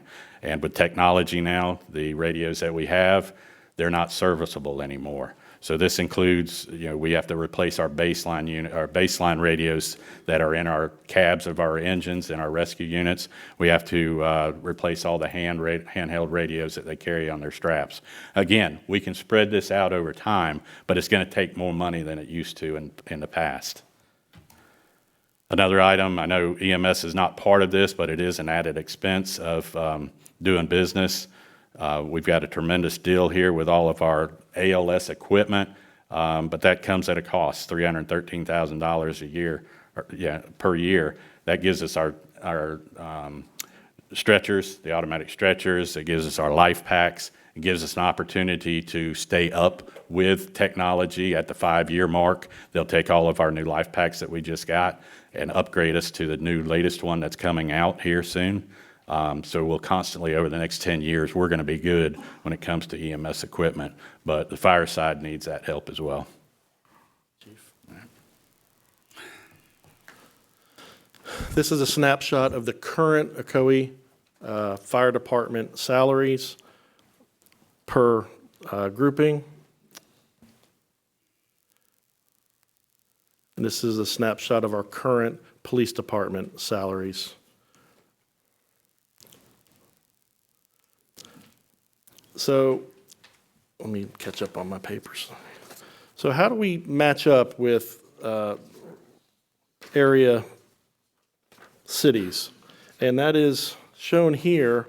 I want to, so Apopka, Claremont, Winter Garden, Sanford, St. Cloud, and Ocoee. I want to point out that I have the millages here. The Apopka is 4.68, Claremont 5.59, Winter Garden 4.5, Sanford 7.3, St. Cloud 5.1, City of Ocoee 4.95. The average of those would be 5.36. You'll say Apopka and Winter Garden are comparable to Ocoee, but their overall taxable value, Ocoee is about $5 billion. Apopka and Winter Garden are at $7 billion in taxable value. And so there's some higher values. And if you take that into account, while the millage on some of those about 4/10 off, they pay about the same amount overall. I'm going to show some of these later on. So how do we stack up? Overall full-time employees per 1,000 population for Apopka, Claremont, Winter Garden, Sanford, St. Cloud. Ocoee is below the average. We're actually in the bottom third at 8.7 employees per 1,000 population. This is broken down by, the blue is the full-time employees, orange is police, and the grayish black is fire. And so Ocoee is at 4.6, 2.6 police, and fire is at 1.5. Just kind of show we are, the commission are being good stewards and in line with area agencies. And then just breaking it down again, this is fire personnel per population, police personnel. So I'm going to give a recommendation, but I do, Mayor, have our consultant, which will provide some other fire assessment fee. She's on the PowerPoint below this. I didn't want to miss this and say that staff does recommend the amended and restated final assessment resolution to go from $69.50 to $139.23 per fire protection unit. Sandra Newborn will come up and provide the additional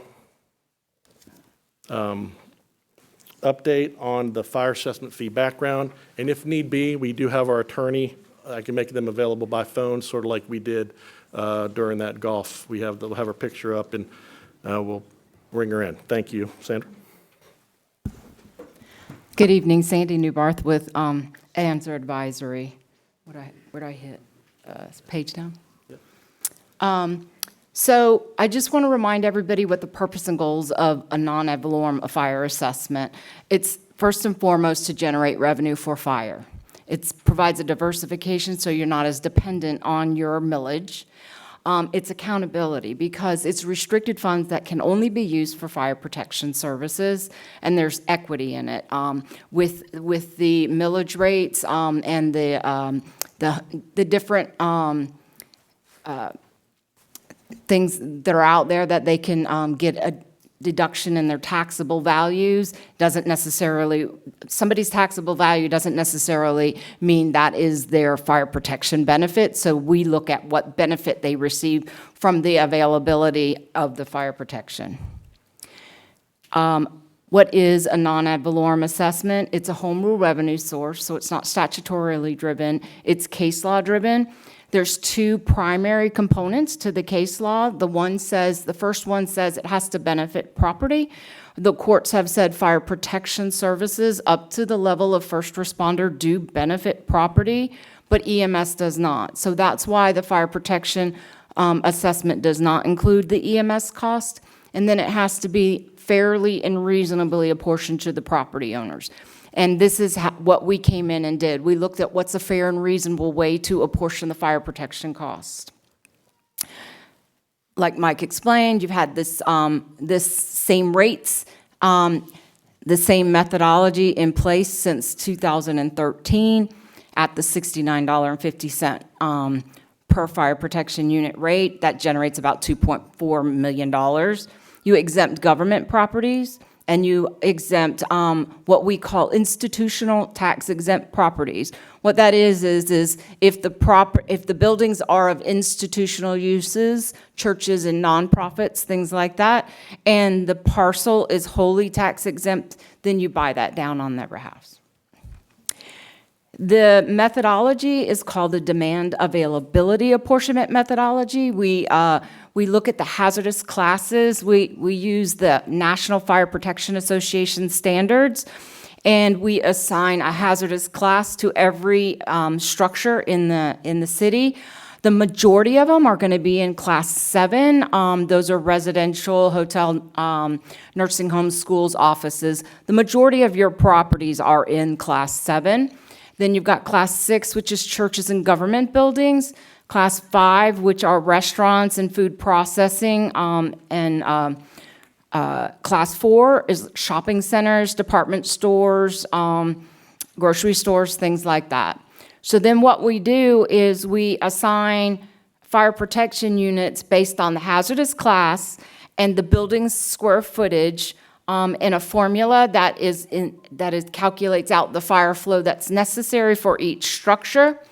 And then we take and we do a demand component based on the amount of time that they're in service on these calls, and then the availability. So based on this formula that we have developed, that's how we apportion the cost. As Mike said, 36% of the amount that you could potentially fund through the fire assessment is what staff is recommending. That's the $139.23 per fire protection unit. So 20% of your single-family houses in your city are going to be at the Tier 2, which is $205.65 for each house. 45%, the bulk of them, are in the Tier 3, and they would be paying $274.20. 26% are in Tier 4, so they would pay $342.75. 75% of your mobile homes and your residential condo units are in Tier 1, so they would be paying $137.10. So your single-family houses, 91% of them are going to be paying between $205 and $342. And it's going to generate about $4.4 million for the city. And I'm here to answer any questions if you have them, or I'll sit down and let everybody else talk. Thank you, Mayor. So I tried to show a snapshot of what's in the future as we're getting ready for this upcoming budget session starting in August. Show you how comparable we are, being diligent with our current service standards for public safety and with full-time employee per thousand. And again, if we have a legal issue that our attorney needs to, I'll ring them on the phone. We can hear them on speaker. And with that, I'll turn it over to you, Mayor. Great. Go ahead. A resolution of the City Commission of the City of Ocoee, Florida, relating to the provision of fire protection services, facilities, and programs throughout the City of Ocoee, imposing fire protection assessments against assessed property located within the City of Ocoee for the fiscal year beginning October 1st, 2025, approving the assessment roll, providing for collection, providing for effect, severability, conflicts, and providing an effective date. You through, Mike? Yes, sir. All right, we're going to open the public hearing. We'll start off with the names. I'll call out each name. You have 5 minutes, and please, nobody comment in front of the audience, please. Look, you got 5 minutes total. They'll notify you. It'll be up on the board. So we'll start off. Like I said, if some of you hear the same thing, you feel like you don't want to get up, just give us your name and your address. All right, we'll start off with Mr. Rogers, Michael Rogers.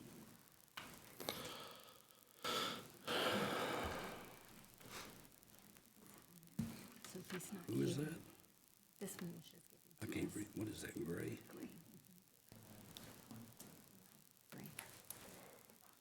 He's not, just email them the next. Good evening. Michael Rogers, 2615 Cedar Bluff Lane. I am opposed to the proposed increased special assessment for fire services. I'd like to clarify that I'm not arguing the question of firefighter pay or department funding. I am questioning financial responsibility. Why the special assessment instead of cutting costs elsewhere? If I understand correctly, you're trying to increase fees collected by $2.5 million by roughly doubling the rate of a special assessment tax. I'm questioning why the burden should fall on homeowners. The latest budget report boasts about maintaining or lowering the millage rate for the last 7 years. This is kind of irrelevant if you're going to increase or impose special assessments instead. Why isn't some form of homestead exemption considered? If we need more money for the fire department, is there another option to cover these shortfalls? As an example, 5-year, I understand it's 5-year, capital improvement projects have increased, just looking back 3 years, from $65 million for 65 projects projected from 2023 to $93 million for 98 projects in 2024, up to $99 million for 121 projects in 2025. To the point, and I'm not trying to cherry pick individual projects and say this is irrelevant or that we should not pursue this, but has the city considered other budgetary measures such as slowing the rate of new capital improvement projects rather than increasing our taxes, and why or why not? Thank you. That's. I'm not going to answer these till the end, sir, because we'd really be here late. So, Okay. You through now? Those are my comments and questions. Okay, all right, thanks, sir. Amelia Ambrasso.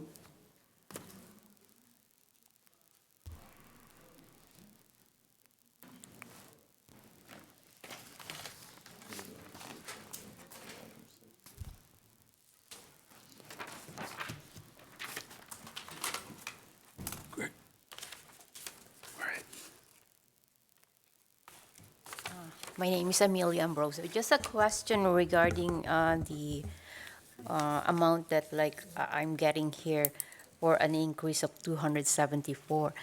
How do you factor that? Is that by square footage? That's why. So she has her letter she received and is asking what the factor is that gave her a total amount of 274.20. She is, the under roof was between 2,000 to 3,099 square feet. Because the dwelling of the house is it's 1,600 square footage, and then over here the building says 2,000 to 3,000. So the information that is used is supplied by the property appraiser for the tax assessor. So they've measured the buildings on your property, and the value of your structure is based off partly to that square foot. It's called the square footage under roof, not just heated and cooled. Right, so so even your garage is under roof, that is added in, that is part of it. It's all under roof, not just your living space. Okay, thank you very much. So if you have a issue with the calculation, check your tax bill with the property appraiser, and if they're 50 square feet off over, you want to get it reduced, but that's where you would make those adjustments to that calculation. Keith Butts.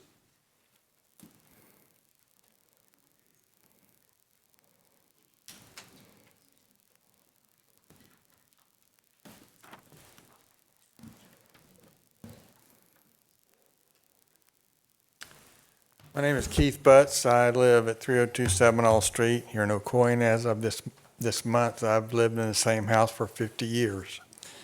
Fortunately, my taxes are really low because of the assessed value of my house and been in it so long. I understand that we need more money. I see all these 4-story wooden apartment buildings going up, and I guess their assessment's going to go up from 69 to 139. Okay. I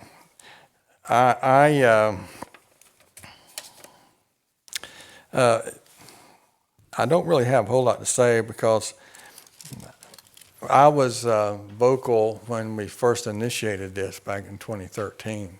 And when we voted it in, or the city voted it was voted in as 0. We started for quite a while, it was 0. But here's one question I've always wondered about. I live down close to the fire station on Bluford, and I hear fire trucks all the time going out to 50, accidents and stuff. If there's accidents, car wrecks, whatever, and they're non-citizens of Ocoee, probably a lot of them are people passing through, does the city collect any money for EMTs rolling on those and fire trucks? And it seems like every time there's a call at a nursing home, there's a ambulance and a big fire truck. There's always 2. Is that why we have to do that?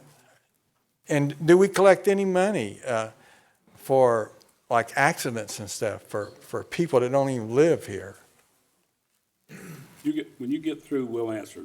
Okay? I'm finished. You finished? Yeah. All right. Chief, I appreciate that. You cut it down. Yeah. Chief, can you answer his couple questions? About collecting fees on wrecks? Yes. If we transport a patient, we bill the patient, so we do collect fees that route. Do we collect it? Yeah, oh yeah. And then to answer your question, I see that a lot. Actually, why do we send so many people out at one time? And I would say we operate on a basis of worst case scenario, okay? So fire or EMS, we want more people going and send them away if I don't need them than not send enough and need them and have to wait on them to get there. So that's why you see an engine and a rescue. So information may come in that we only need a rescue, But information going to us is only as good as the information that's being provided to the 911 caller. So we've had several calls where we'll run on somebody that it'll come in as they just have something simple. It should be a rescue call. And we get there and they're about to code or have a heart attack. So that's why we go with so many. If you was to have a heart attack or a family member had a heart attack, you'd probably rather have 6 people working on them or 5 people working on them than just 2. And that's why we do it. All right. Yeah. All right. I can hear, I'm not trying to be rude, but we got to be quiet because when you're talking in the back, we can hear it up here. Okay? Please. I mean, we need to hear them and then we'll hear you, okay? Anybody, even outside, please. The next one, I'm trying to make it out. Kelly? You just put Kelly is all they put.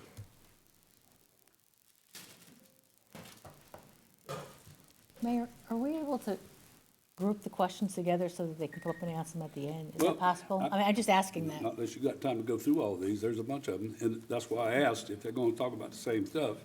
Let's Okay. not do it. All right. How you doing? 407 Kingland Court. My thing is, I'm going to piggyback on what he began with in the beginning. I think it's accountability. It's not so much we all need the fire department. We're all happy when they show up. We understand costs have gone up. I just think that the way we've gone about it is a little bit poor. So accountability is essential. Question was asked, how do you fix that or how do you hold it accountable? You reward competency and you penalize underperformance and excuses. Simply said, roadway being built, you hit the mark, you get a bonus for doing that. You don't get a mark, you get a penalty for not hitting the time. And that's how we stay within budget. Other government agencies are doing it, and I suggest we might start to look to do some of that ourselves. I don't understand the individual functions, but when it comes to vision, we have a vision issue here, right? The study was 10 years old, and you know, where's the forward thinking aspect? Yes, sir. I don't want to stop the time, but that's not exactly what goes on, sir. That I'll let him speak to that. That's not exactly what goes on. That 25-year deal is every 7 years you address that issue. Every 7 years. Let me just real quick, for the benefit of everybody here, the comprehensive plan sets the growth management vision for the city, okay? And you do that for a large time horizon. In other words, you know, this one that we did is a 25-year growth management vision. So it basically has a future land use map, and it shows element by element how we have to provide facilities and services to meet the demand on that map. Now, every 7 years, we're required, and that's a state document, every local government in the state has to have a comprehensive plan. Every 7 years, we have to prepare what's called an evaluation and appraisal report, which gives us an opportunity to make changes to it and propose changes. And then we also have an amendment process when someone wants to change their land use, okay? That's separate from having just an overarching city vision. One of the things that I'm planning in the next year, and I'm building that into the proposed budget, which will be coming, is a visioning process with the citizens, because you see what we have allocated to spend money on, and we want to get more citizen feedback, and that's a little bit of a departure from previous regimes. Mr. Roomer, in his presentation, shared a lot of information from other cities. City of Winter Garden, they do an annual community survey, and they try to pattern their budget and programming off that. That is something that we intend to do. But that's, I don't want to go down too far in the rabbit hole with that.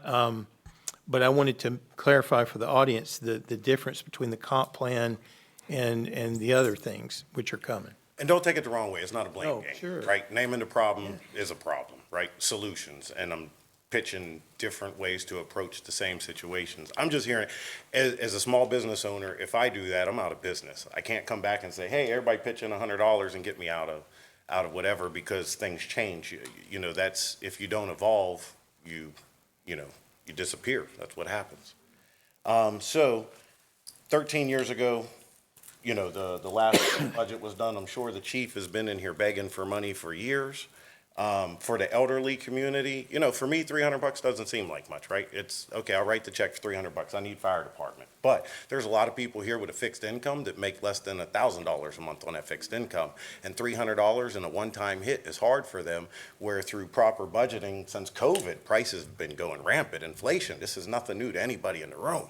So why is it a surprise today that it's a one-time hit for our elderly in here? Then this could have been, you know, $50 for the last 5 years, and the same goal was accomplished. So that is one question that I strongly have. You know, I moved to Ocoee 12 years ago.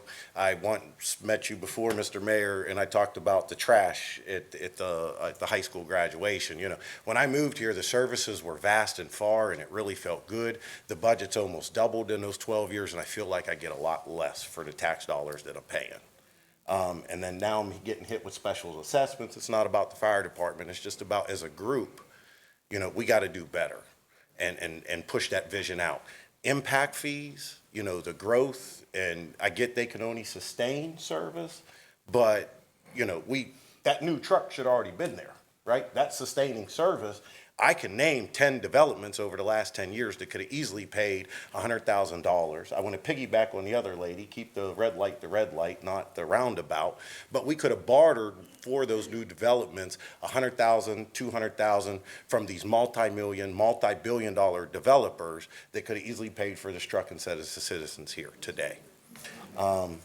Just a different way of going about it. You got 1 more minute. Yes, sir. I think I made my case in point. It has nothing to do with the fire department, but, you know, costs are steadily going up since COVID. We're all feeling that, you know, and it's not fair to certain elements of the community with restricted income to hit us in 1 year with that. Thank you for your time.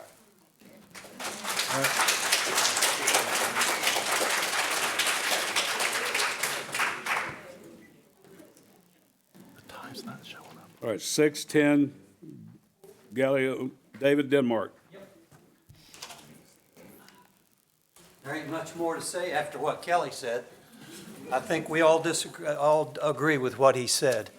I talked to Rosemary here about if we're going to have a vision to expand, and it's going to cost us to expand, we also need to do a little building here in Ocoee instead of the outskirts of Ocoee, which is growing.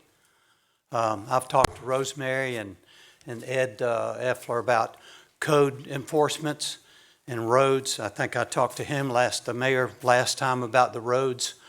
McGuire is bumper to bumper in the morning and in the afternoon. Bluford's bumper to bumper every morning and the afternoon. Every pothole you can hit is there, everywhere. I'm glad, I appreciate you paving the road in front of the post office. That was excellent. They need to mark it, though. It's not marked. We need some of these roads paved and widened. And don't plant trees under the street lights, please. I don't know where that's coming from. We don't do that anymore. Well, they were. The city's growing. I know we need to grow. I agree with everything Kelly said. This is one hit all at one time. And it is hard for all of us. I've lived here almost 40 years, 38 years. And I like living here, but it's the traffic and the expansions and all these places. West Oaks Mall used to be something. We've got strip malls all over the place that aren't being taken care of. They're rented. People rent those spots in those strip malls. Are they going to be paying any of these assessments? Because they need to be accountable for letting their parking lots and stuff run down and look like crap. And they do. I've got 2 names here of the people that own these parking lots. And one of them just said, oh, well. So I'm going to give you these names. And there's other places that are rented. The property's owned or managed by other people. I want to know if they're paying some of this. Because we're paying all of it. I want them to pay also.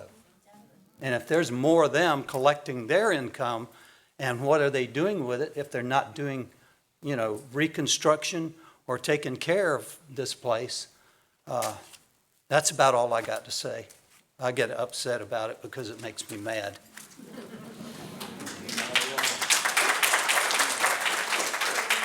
Is your wife coming up now, Miss Denmark?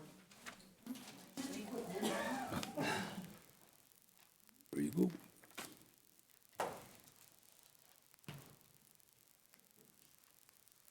My name is Kim Denmark. I live at 610 Gallego Avenue. Like David said, we've been here almost 40 years. In the last 10 years, I retired, which means we live on a fixed income. And we agree that the fire service stuff need to be done, and I understand that they haven't been done since 2013. But what I don't understand is, instead of hitting us with 100% increase all at once, if they had thought about the projection of where they were going, and every 2 years, just increase it 20%. Well, then we'd have enough. Thank you. Thank you, ma'am.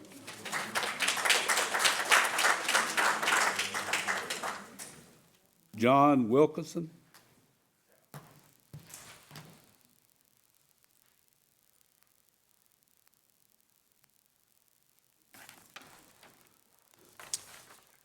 Yeah, my name's John Wilkinson. I'm at 2179 Blackjack Oak.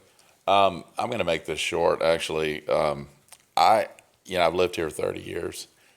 I don't remember the last time I've received a letter about an assessment, and I'd like to know when the last, is it just because of the amount of the assessment, or because this, to me, it seems like this assessment may be due to maybe poor planning, because in my world, if there's something I want, I have to budget for it. And I do that over a period of time. But we seem to be living in a different world here than, the real world, which is unfortunate. So that was the first thing. I want to know when the last time an assessment like this was applied. Because I've been here 30 years, I don't remember it ever happening. 13 years ago, sir. Okay. Well, I don't remember getting a letter or anything, but, it may have happened. Yeah. But I would appreciate better planning by, this body here, so that we're not, because, for me, I can write a check, it's not a problem, okay? But I feel, just like the others, I feel for these people out here that are on fixed incomes that don't have, it's a big hit for them. And I don't think it's fair. And I'm sure all of you can, write a check. That's not a problem. But for many of us in this community, I know that live here, it's a big deal. And so I think it's unfair to ask them to do that. So I would like to see maybe something, assessed over a period of time, rather than a big, lump sum like this. So anyway, that's all I have. Thank you for your time. Thanks, sir. Rick?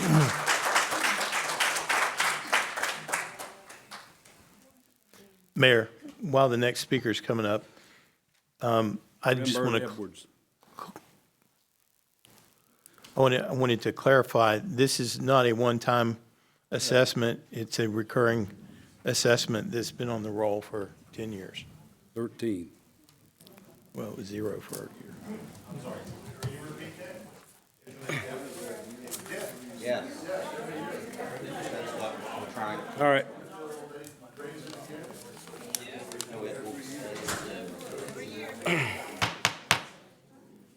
So I know clapping, but please, just as we can move along, let's clap at the end for all of you that talk, okay? I know it's hard not to do that, but we're going to listen to the same stuff. Let's just let them talk and get going through this. Yes, sir. first question is, are any of you guys happy? I mean, when I look at them, they're all frowning. They look like they hate their job. And I know you're getting beat up tonight, so I like my job, thank you. okay. I'm just checking because y'all. But they said they don't pay you anything, right? Not much. But the question, you said we got to grow. Why? I moved to Ocoee because I didn't want to live in downtown Orlando. Why are we putting a building on every square inch of dirt out here? I'm not going to get into this. So no. I want my 5 minutes, please. I want to tell you why that is. Where do you live at? I live in the vineyards, right off West. There used to be woods and grass and stuff too. Yes. Then somebody owned the land, they sold it, and they had zoning. I'm just telling you. But my question I've lived is, here but 70 years. okay. You know, I'd love to go back to when there was 3,000 people here, but that's not happening. But why are we putting all the industry in here? If we're, I mean, all the industry. Where we can keep your tax dollar down. Exactly. Then why are we having a meeting to raise the taxes? Because everybody has raised these guys' salaries up. The fire department in Orange County raises them. The state is raising the firefighters 25%. Hot potato again. Here. Yeah, There you I go. know. Let me- I know. Okay, go ahead. I'm sorry. No, but I'm just saying. I moved out here. And I've seen a lot of stuff, sir. Oh, I'm sure you have, because I've seen it in the last 10 years grow like crazy. But why? sell the property. Why do we have to have a dynasty ball field? I mean, are they going to pay for some of this stuff? They're gonna pay for a 4-lane highway to come down the road over there, yeah. Okay. I'm just making sure, because I'm tired of, I mean, the Ford apartment complex over at Ocoee High School, there's got to be some what do you call them, restrictions over there, to have those apartments that close to a high school, that close to a main road. I mean, who approves all these buildings of these apartments? I mean, we didn't need those. Because you got apartments across the other side of 429 that's not even full yet, right? Somebody said they get a little upset. I get a little upset because I am a disabled veteran on a fixed income. And I watch every dollar that I spend. And when you pop me with another $50 a month, if over the year, that's what that my assessment would be. So I guess my question is, why do we have to keep growing? I mean, especially until we get enough money. I mean, if you want to generate some money and then we can grow, but it's poor planning is what it is. All right. I know you don't like your job, Mary, because you just. I love the job. It doesn't look like it. Well, I'm not here to smile. I'm not a very good smiler. Sir. Hey. Manuel Delgado. Everybody smile up now. Good evening. This is, apparently I'm the newbie here. I only lived for 10, 11, 13 years in Sherwood Oak Circle. So I'm like the young guy in the room. Thank you very much for for your presentation. We had, the issue that we mainly had with when we received the letter was a little bit of transparent or clarity on the purpose. Because once, as many of you know, once you get a letter saying that your taxes are gonna be up for about 15% or some 20%, then the shock gets in. This is my first meeting, and because you touched my wallet, I'm here, of course. That's right. And I have to admit, that. And now I have to go through the website and check all your minutes, and not everybody does that. But that was a great motivation. Most of you have already answered that we wanted to know, but I have a question, and Commissioner Shadid probably point us in the right direction. The language in the letter said that this is an increase, this is not alarming, from now and future fiscal years. So my question, the real question I have is, how long do you estimate that's going to take? Mayor, if I could, I just want to clarify a few things. We would like to lower millage, and we would like to have dedicated funding from Tallahassee for police and fire. That's our two greatest costs. All right, we are in the time of greatest uncertainty that we've had in my career as far as what the state is currently doing. They have talked about major property tax reforms, which I happen to agree with. I think it's out of control. Property taxes are. Let me give you, for example, and I'm kind of surprised that no one's mentioned that little graphic that Mike had in the presentation that had a dollar bill and where every one of your tax dollars goes. 39% goes to Orange County Public Schools. 39 cents, 27 cents on the dollar, you're almost paying Orange County the same amount in taxes that you're paying the city of Ocoee. Now, for a frame of reference, the city of Winter Garden, that amounts to about $35 million. Apopka is about $35 million that Orange County gets every year, and it's about 25 from between 22 and 25, depending on the year, from Ocoee. That's $100 million a year. Let's go back 10 years. I would want to ask all of you, have you seen, $30 million in improvements in your community? Because you're paying Orange County. The only thing that we get from Orange County is animal control, Department of Corrections, and mosquito control.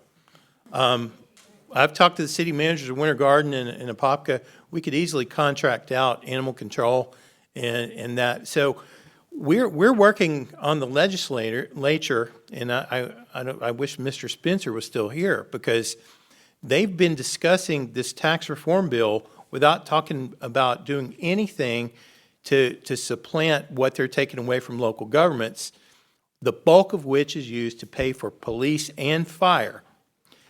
Now, what would be ideal is if the state, and we've asked them formally, we've actually requested through our legislative delegation to consider several things. And I have them, I'm going to read them into the record here because the community needs to hear this. Thank you. First and foremost, we've asked them to allow full-service cities like Ocoee, like Winter Garden, to be sovereign, okay? We have 3 or 4 county roads. We would gladly take them over because they have not seen $30 million worth of improvements over the last 10 years, let alone the $100 million it's more than that they've collected from Ocoee alone. All right, so that's where we believe the reform needs to happen, and we're harping on them. We've asked for sovereignty legislation. We've also asked for them to help us get on the same page as far as collective bargaining. Police is a collectively bargained contract, as is the fire department. Okay, we gave healthy raises during the last fire department contract. Last year, the city commission had increased the salaries of the police department by 20%. Okay, this was in response to Orange County, meanwhile, who's playing with a lot of your money and Apopka's and all the city's money. They're able to go out and offer these 35% contracts, okay? When you start looking at the smaller cities and the municipalities, we're constantly competing with Orlando and Orange County. We had no choice in order to continue to recruit but to up our salaries, which is a big hit, which we've absorbed, and part of this proposed fire fee increase offsets money that has to help pay for that recurring new cost for police. Now, the fire contract is up next year. You just saw Mr. Rumor present what's on the table currently that they're at impasse or disagreement over between the county fire union and Orange County is a 35% increase. Okay, so you look at the salaries in the presentation, and we're going to have to probably absorb something in that ballpark. And Governor DeSantis mentioned support for the 24 hours on, 72 hours off schedule. Translating that to Ocoee, that requires us to hire an entire new shift, 12 firefighters, to be able to staff that type of schedule. So these are I wanted to paint some context. We've asked for reform with regard to collective bargaining because it's basically Orange County and Orlando. It used to be Reedy Creek before they got slapped around. But Orange County and Orlando, they just go up and pay whatever the unions want, and then we're all scrambling to try to, so we can be competitive and recruit. They need to make us all negotiate at the same time and be on the same page. That would be a huge help. We've asked for some other things to be considered. Some of you probably were here when we talked about school resource officers. We're only getting reimbursed about 70% of our cost on school resource officers. We've asked the state, hey, if you're going to start reforming property taxes, look at the county, but require the school board to pay us, reimburse us in full for the school resource officers. We're putting a paid trained officer in a school. That's just the high points. We've asked for about 9 things. We're not the only city that's facing this. That's the thing. This is not new to us. We don't enjoy it anymore, so we look unhappy because we're having to deal with a moving target. And we don't know what the legislature is going to do. We can only guess. But they have yet to have the conversation about what they're going to do to help us replace public safety revenue. That would be the biggest thing. We've also even asked them to consider legislation that would authorize just a special millage for public safety. And then we can actually back way off what our millage is currently and try to offset that. But this is a conversation that's going to be part of a special session in Tallahassee. I would encourage everyone to write your legislators.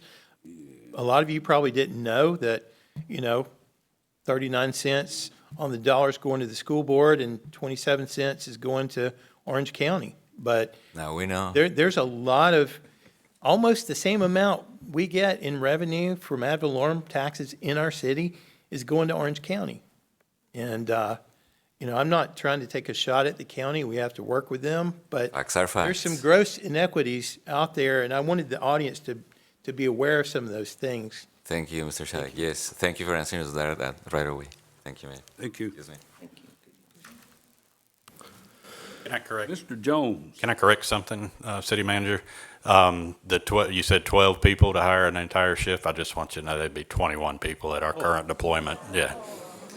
You had the right numbers, just backwards. Yeah. That's about $2 million a year.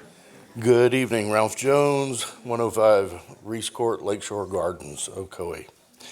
So I'm vehemently opposed to any additional assessments. This is just snake and mirrors here, raising the millage, but not raising the millage. You can go and tell people, move to Ocoee, our millage is low, but you're gonna have a special assessment. It's basically 10% of my taxes, property taxes. That's a big hit. So let me give you a little background. I'm a building official, just recently retired, so I am on fixed income as well. I actually worked for the city of Ocoee from 2004 to 2009.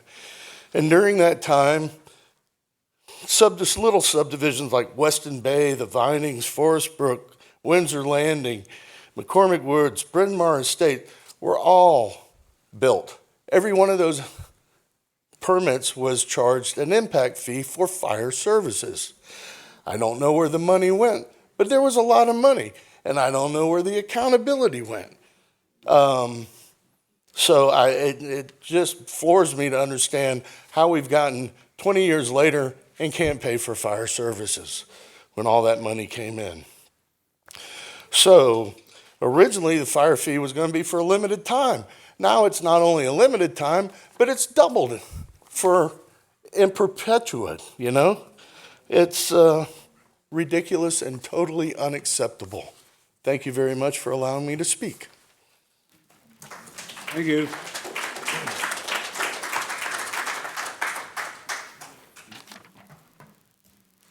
Beth Hoss.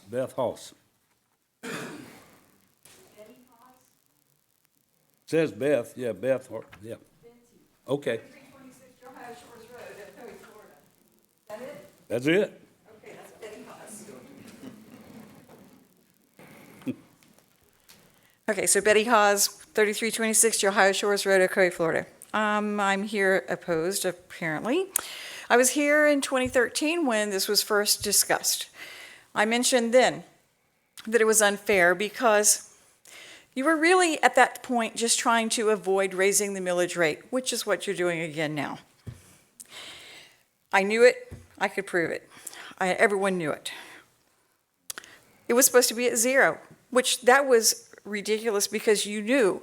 We should have known, and I knew, that was just a holding place. A 0 is a 0 until they put something in front of it on that side of the decimal, okay? We're there, okay? So I would like a quick 30-second explanation on the difference between raising a millage rate and assessing this fire assessment. Could you give us a real quick explanation on that? Exemption. Yes. 30 seconds. There's exemption. The millage rate method would be a guesstimation of the cost and raising the millage so many tenths. One of the two issues with that, there's probably more, is number one, you don't collect 100%. You barely collect 95%. Many of it of below 95% you collect years later once delinquent taxes are done. And then the other is as Commissioner Kennedy said, it is based off the value and all of the exemptions. So that's hard to plan out. It's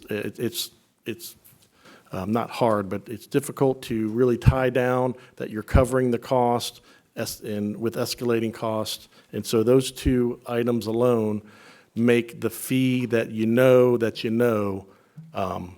in place. So you get 3%. We grew our value within the past couple of years. One of the years it was 11%, even though you can only be assessed 3% higher.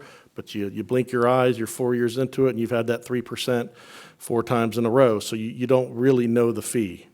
Okay, so you have to go through the same authorization process for both, is that correct?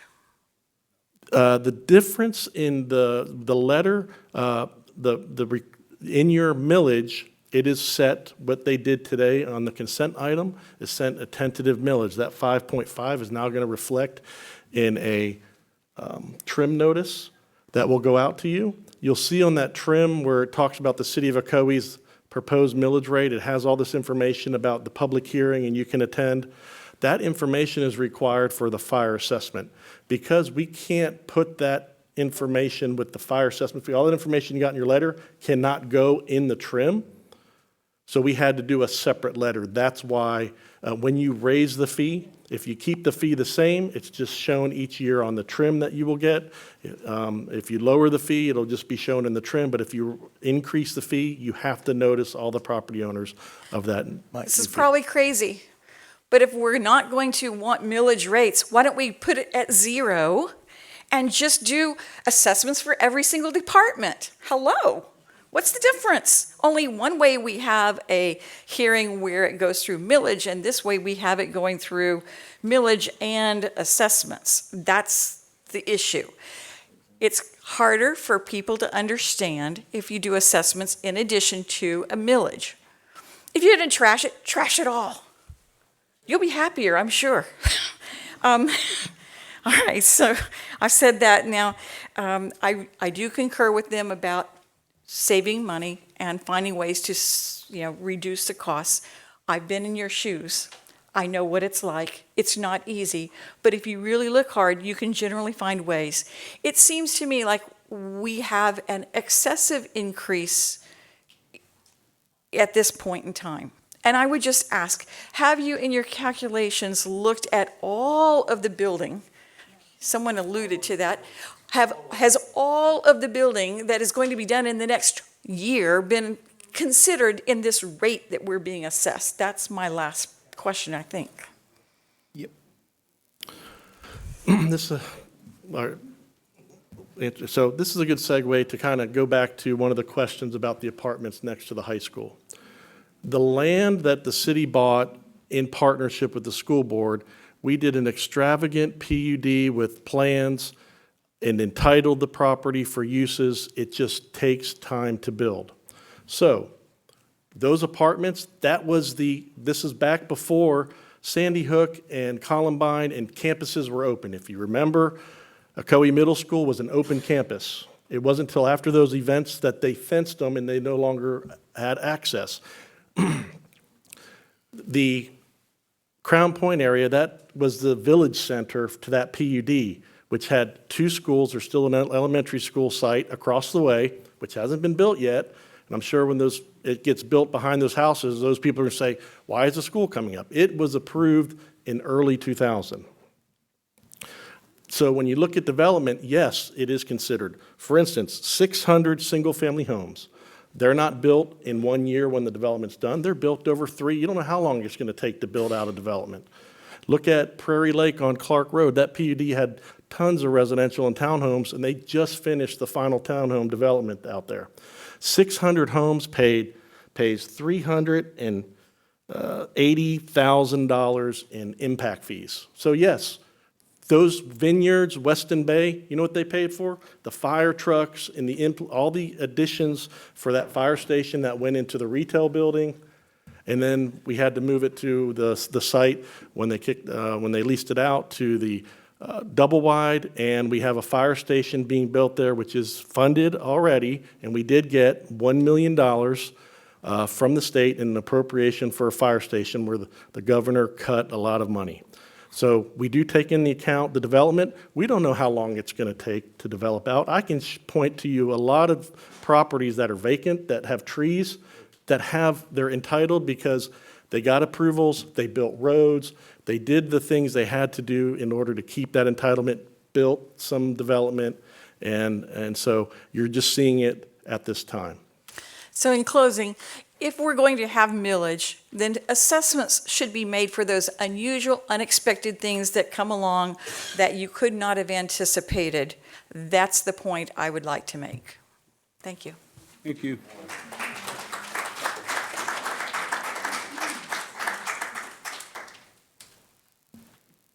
Joe B.A. Banner? There you go. Code enforcement. Better. All right, well, I'm going to try to keep this really quick because I know you have some other ones. Thank you, City Manager, for showing us and giving us a little bit of insight on where that dollar is being spent. By the way, Joe Bander, 505 Spring Lake Circle. Curiosity, the special assessment, does Orange County also get a chunk of that? No. No. Interesting. Okay. My point about, by the way, I'm opposed to the increase anyways, but I think my concern real quick is, I know you started this back in October of 2024, and it hasn't even been a year since, I know you did all the assessing.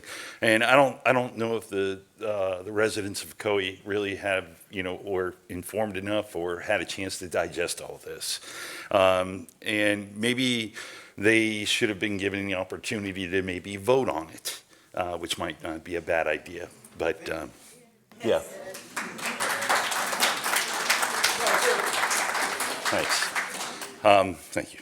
Anyways, special assessments. That's exactly what they are. They're special assessments like this, the lady before me. They should be a one-time thing. They shouldn't be an ongoing thing. They should be part of a budget. I understand if they want to get a new fire truck, and I get it, but we don't know. Is it a Cadillac or a Kia? I don't know. It seems like there's a big difference between 500,000 and 1.2 million. So, anyways, I'm going to yield back the rest of my time, but thank you for listening.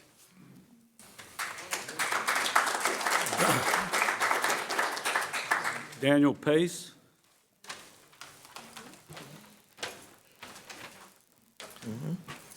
Daniel Plate, 250 Ruish Street.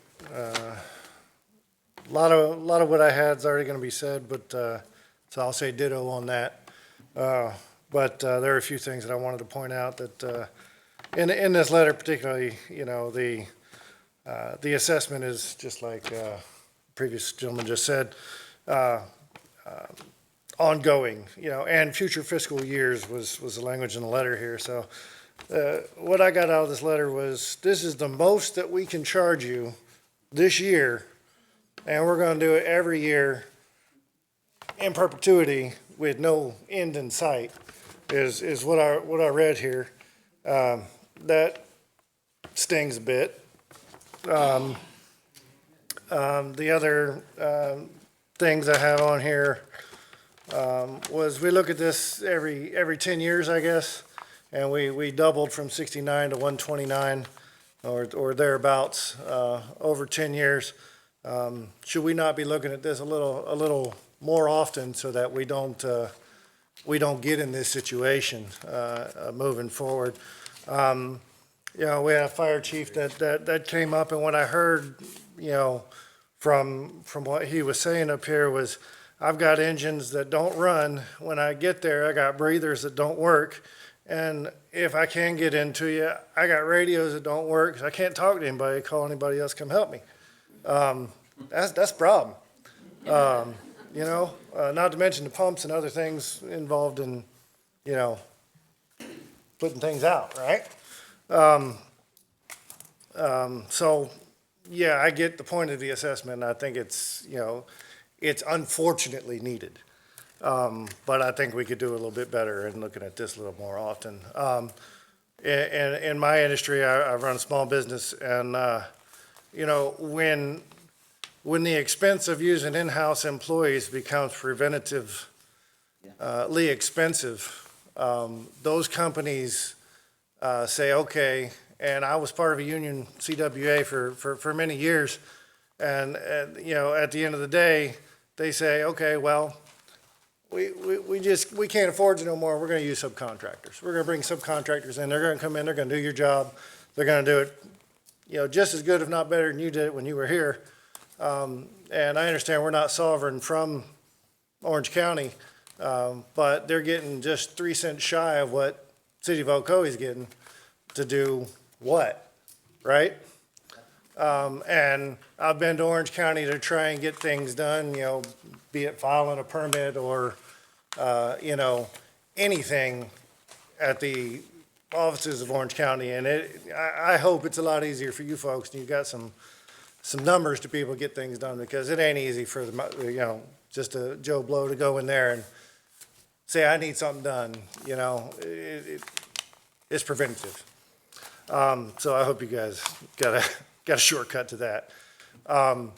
But, you know, is that a possibility? Is that something that we could look into and say, okay, Orange County, we can't afford to keep up with you. We can't afford to increase the salaries of everybody and everything else. We can't afford a $1.2 million engine. You know, that's probably a ladder truck, not just, you know, a pump truck. I don't know. No. But I hope it is for 1.2. And I don't believe they make a Kia in a fire truck. They don't. I wish they did. You know, that might have helped too, but I think it's one-off. Every one of them's a one-off build. But you know, the use of subcontractors as opposed to in-house employees, is that an option? And, you know, I don't see that ever coming to be within maybe my lifetime. I don't know the answer. I hope you guys do, and I hope we can find it. And unfortunately, this is a necessary evil to make sure everybody's safe and gets their fires put out when they unfortunately do happen, right? So I'll yield my time. Thank you. Thank you, sir. Very good. Angela Williams.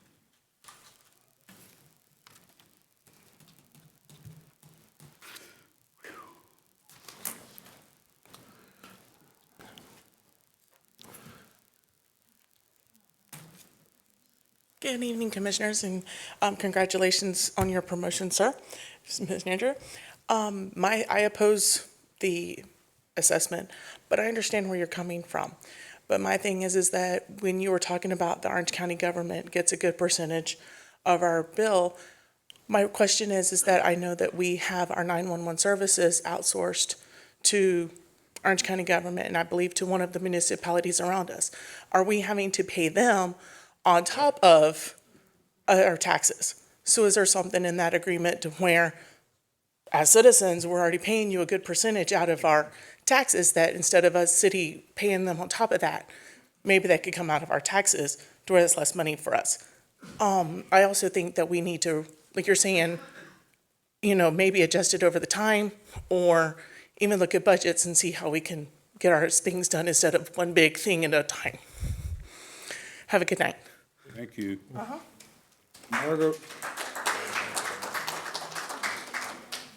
Margarita McKenzie. McKenzie? There you go. I know who you are.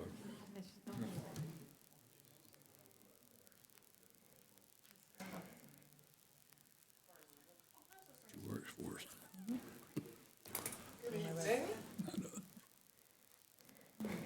Margaret McKenzie, 807 Apricot Drive. Been at that address since October 1988. My question, someone mentioned fair and reasonable. And to clarify, people that live in an apartment, do they pay, are they getting assessed this? Okay. They receive the same service I get. I call 911 for fire, they get fire the same way. Why aren't people in apartments being assessed in the same way that homeowners? Why are we the ones footing the bill? Well, the apartment building will be based off, will be assessed off its square footage, which will be rather large, and then that No, I mean, the cost will be passed individual on. residents. Because by. Let me answer that. Most of those leases are triple net in many ways, so those probably do get passed back into the rent, but we have no way of knowing that. But most landlords I've ever seen try to pass all of their costs back into the rent. So, but there is a cost being paid for the apartments that's assessed on the entire building, the number of square feet. So they might have deep pockets and be willing to eat that, but most landlords for a large complex are going to pass that on in the form of an increase in rents to their tenants. Okay, ma'am, back to the fair and reasonable. This fire assessments was done prior to the purchase of a golf course, correct? No. It was done after? Which one was done? 1994. No, I mean, I read an article that I think it was this year or last year, that you paid $4.something million for the golf course. Yes. Why wasn't that money deducted from the total that the fire department needed? That money's, I'll let the city manager explain it to you, but that's a whole nother thing that's gonna come back. That money comes back in the lease thing we're doing. We have a lease thing going out at the end of, 1st of October for bids. There's 6 companies already bidding for that. Okay. So that money comes back. So can that be added to the fire department assessment for the fire assessment bill? No. No. The golf course is owned by the water and sewer utility. Okay? So they're responsible for that. That's an enterprise that's separate from the general fund. So we can't pay fire department costs with water and sewer money. Okay. And All vice right. versa. Well, I don't think we should be paying that much money for land that we can't use. Anyhow, most of my question was asked by other people. So, thank you. Herbert Witten? Herbert Witten?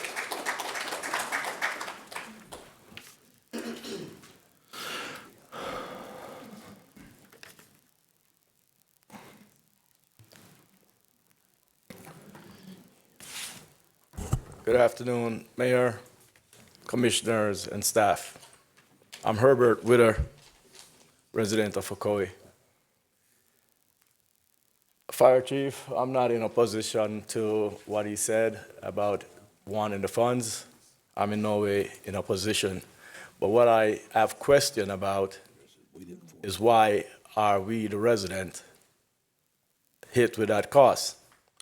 Now, with the population explosion that has been going on in Ocoee, there's been a lot of entities that are benefiting financially from the population explosion. Walmart, Publix, hospitals.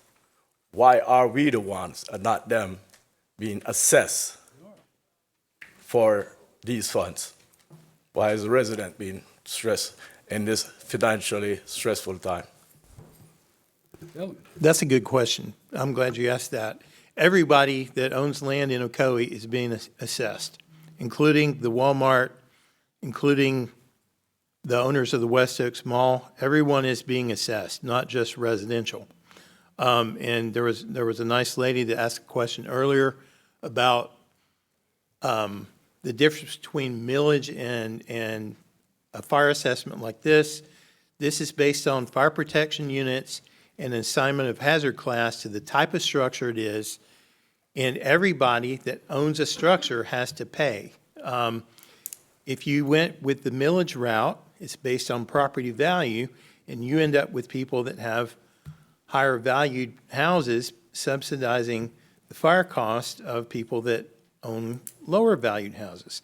It's a difference in that. Orange County pays for their fire services by assessing almost 3 millage points as an MSTU, which is specifically for fire. That would be, you would be paying considerably more if you were in unincorporated Orange County than with this proposed increase. But to answer your question, every property owner that has a structure is being assessed this charge. Our next question is, with the population explosion, I listen to the news almost every morning. When I'm going to work, the toll authorities make a lot of money, billions. So why aren't they being assessed for Who this? makes a lot of money? I'm The sorry. tolls authority, SunPass, ePass. I They listen to the do. news. They're printing their own money. Why aren't they the one paying the assessment? They make so much money. I paid over $7,000 last year for my small business in tolls. Actually, you know what? That's a great idea. We should ask the legislature to consider setting aside some of those types of revenues as well. And one of the things, this will not make me popular, but the tourism development tax, that's another thing that we've mentioned now. Disney and Universal control the lobby on that money, but we're a tourist-driven economy in Central Florida, and they have to use our services. And we would love to have some of those funds allocated, but mostly we'd like to have some of the county's tax money back, because you're paying for that and there's very little to show for it. But yeah, that's a good idea. It can't happen. It has its own legislative authority. I wish we could get some of the toll money though. But There's actually 3 toll roads running through this community, our city. The 429, the 408, and the Turnpike. They make a lot of money, so why are the residents being stressed instead of them, and they're continually gonna be making money. And they're gonna raise the fees every so often. So why don't they absorb most of this, or all of it? The hospitals, Publix, Walmart, why don't they absorb the cost? That wouldn't be financially burdensome to them, I presume, like it's burdensome to us residents. I agree. I yield. And do you go to them to tell them your opinions? I have never, no. That's what I believe in local voices. You do what, ma'am? I believe in local voices. I believe that we have a right to go to talk to them.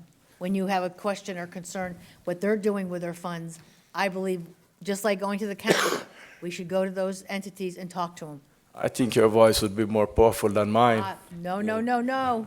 Mm-mm. I think they'll listen to you I will more. talk later on my opinions on that. I'll talk at the end about that. Okay, thank you. I yield. Grady, that's all I got, Grady. Right? What is it? You are your wife? Yes, sir. Hello, Ocoee neighbors.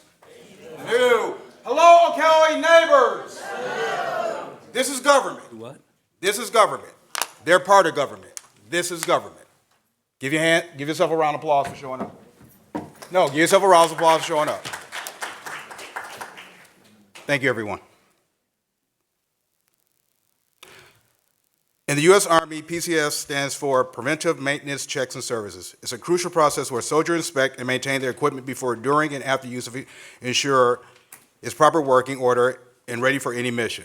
This process is vital for maintaining equipment readiness, preventing potential problems, and escalating. The fire department has done their side. Obviously, listening to you guys, this side of the house hasn't done it. 1, fixed income persons, tax exempt. We're on fixed incomes. I'm a veteran. Other veterans have spoken. Other people are on fixed income. It's not fair to us. 2, assessments. Churches. I verified with the young lady that spoke earlier, and she mentioned about churches being tax exempt. Anybody that's in Ocoee, point blank, that has a building should not be tax exempt. Because when the fire department shows up, they're getting the same service as everybody else. 3, I officially oppose and officially deny the passage of this legislation until the numbers are redone because, again, every business is not included. So until you guys include everybody, we collectively do not approve of this.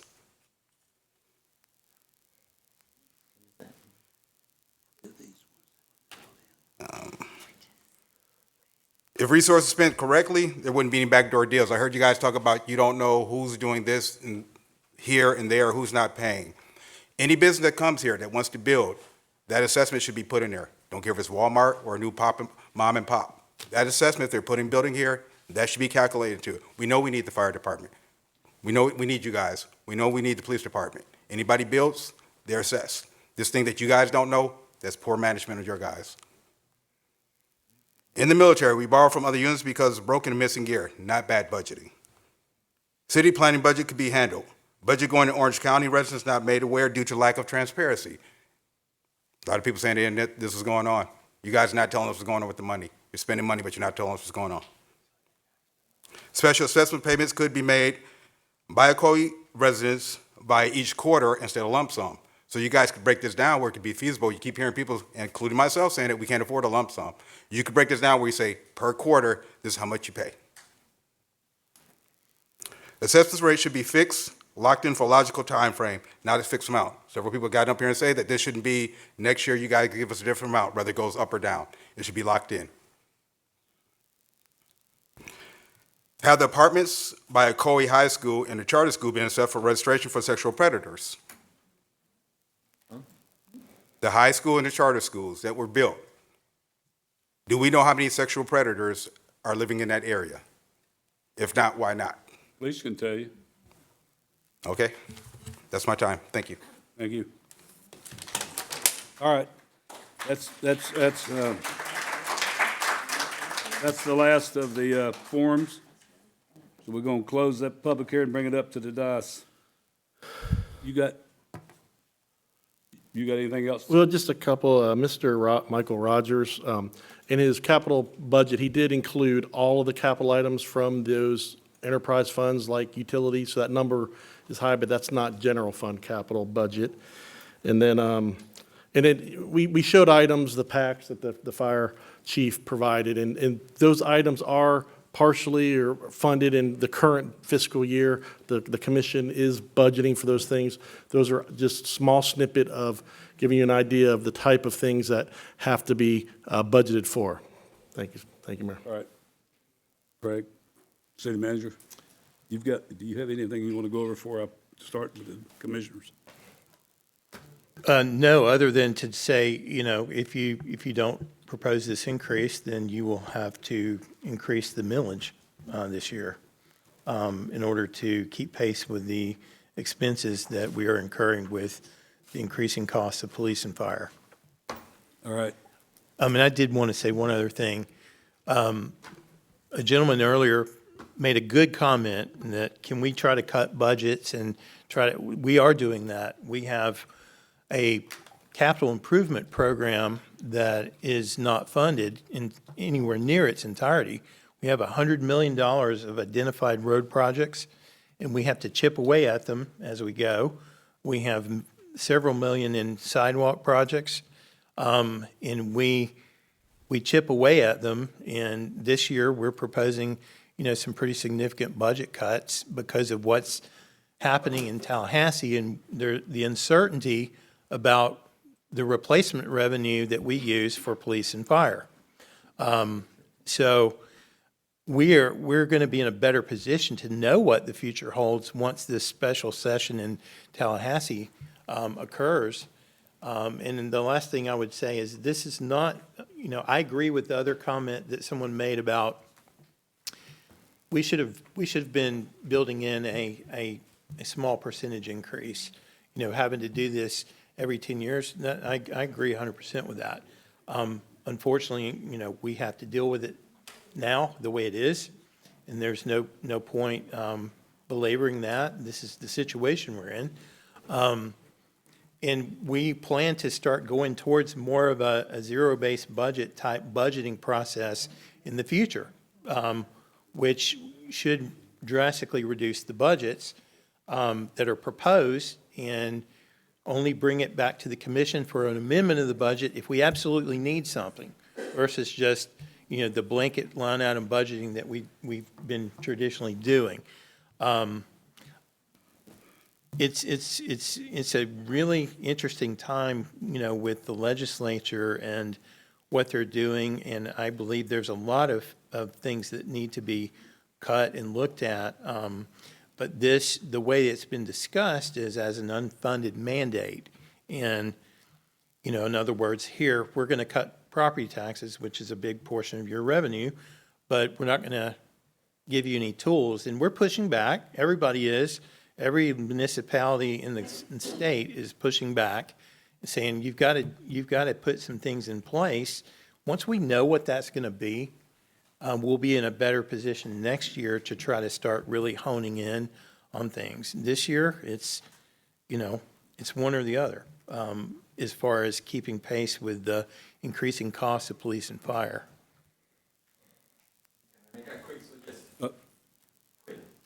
No, sir, all right. You done, Craig?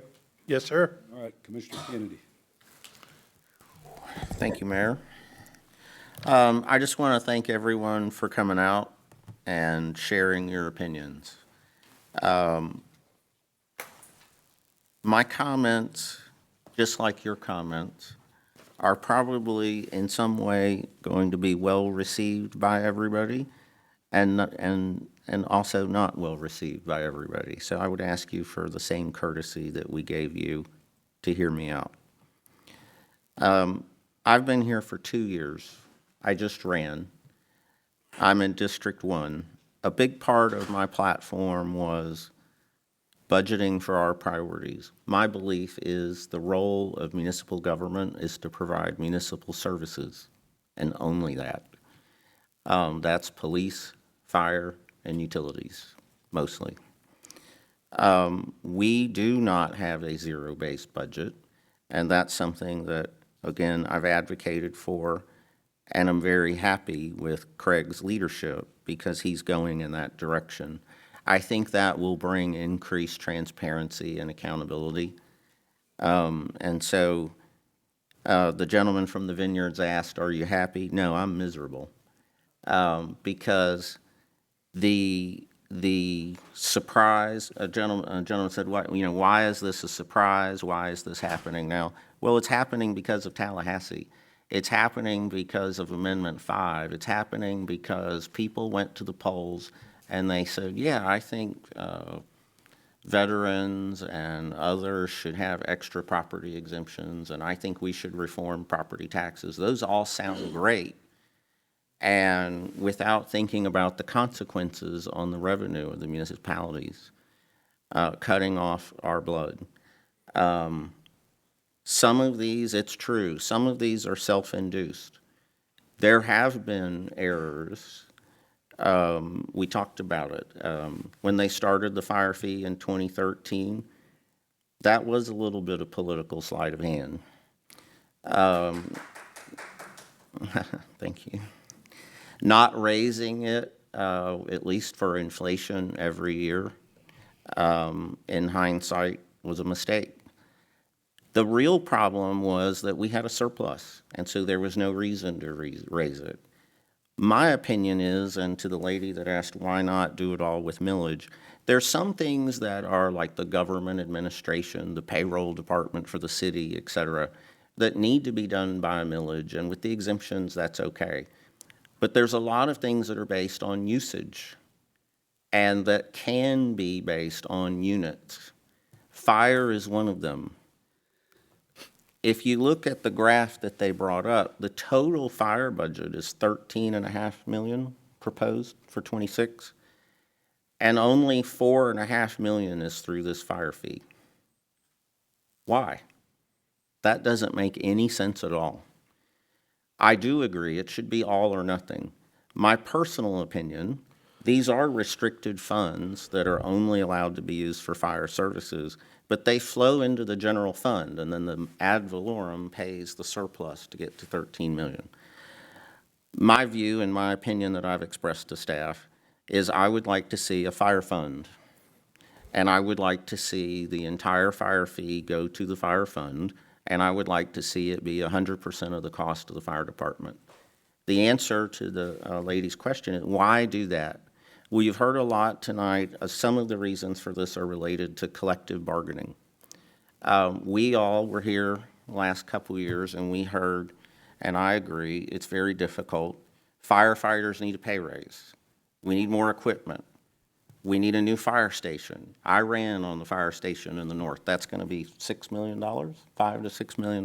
We got $1 million from 5, and we got $1 million from the state now to help pay for that. When we're in collective bargaining and we're making these decisions to raise salaries, to raise pensions, et cetera, to give people more time off, there's no transparency for us in, well, what's that going to cost me? If we give firefighters a 20% raise over the next 3 years, what does that do to me? Does that raise my fire fee from $250 to $300? And am I good with that? And give me an opportunity to voice my opinion on that specific. So I do believe in creating more segregated funds. I think they will increase transparency and accountability. I think they'll give taxpayers a more direct voice. And frankly, I think it will enable and encourage more fair dealing in the contract negotiations on both sides, with the firefighters and with Craig and the city. I think a lot of times, articles I've read, people leaking out negotiations on the fire department, they say, well, we're just asking for this, and the city has $150 million. Why can't we have X? And I think it would help all sides and the communication to be more straightforward if Craig and everyone was able to say, well, you double the fire fee if we did that. Let's, as many of you said, let's phase it in. Let's do it over 3 years. Let's do it over 5 years. What I didn't like, and it was kind of spit out, many of you said, well, we're trying to keep the millage the same and double the fire fee. You may remember the consent agenda 3 hours ago. I voted against. The reason I voted against is item 6, which is the proposed tentative millage rate of 5.5. Do not be deceived. This is not a one-time event, and this is not just about the fire department. We have a fiscal crisis. We are looking at raising the millage and raising the fire fee. And I think many of you, let's be honest, that statutory notice, that letter that was sent out, that was awful. Obviously, we understand the language in those. People can't just talk. Many of you said, you have a small business. You talk to your vendors and look, here's what I've got to have, here's what you've got to have, let's work it out. Yeah, you get into government, you get into statutory notices, and that sort of frank communication goes right out the window. We have an issue. We're going to have to cut the budget.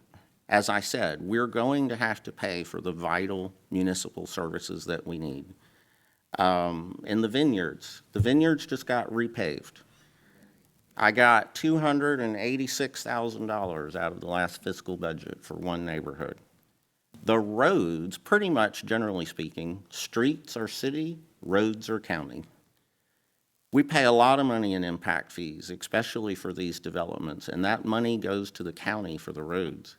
One of the things which I tagged Amendment 5, there was also an Amendment 7, I think, which was for a transportation committee of the municipalities to get with the county and get transparency into exactly where our road and transportation impact fees are.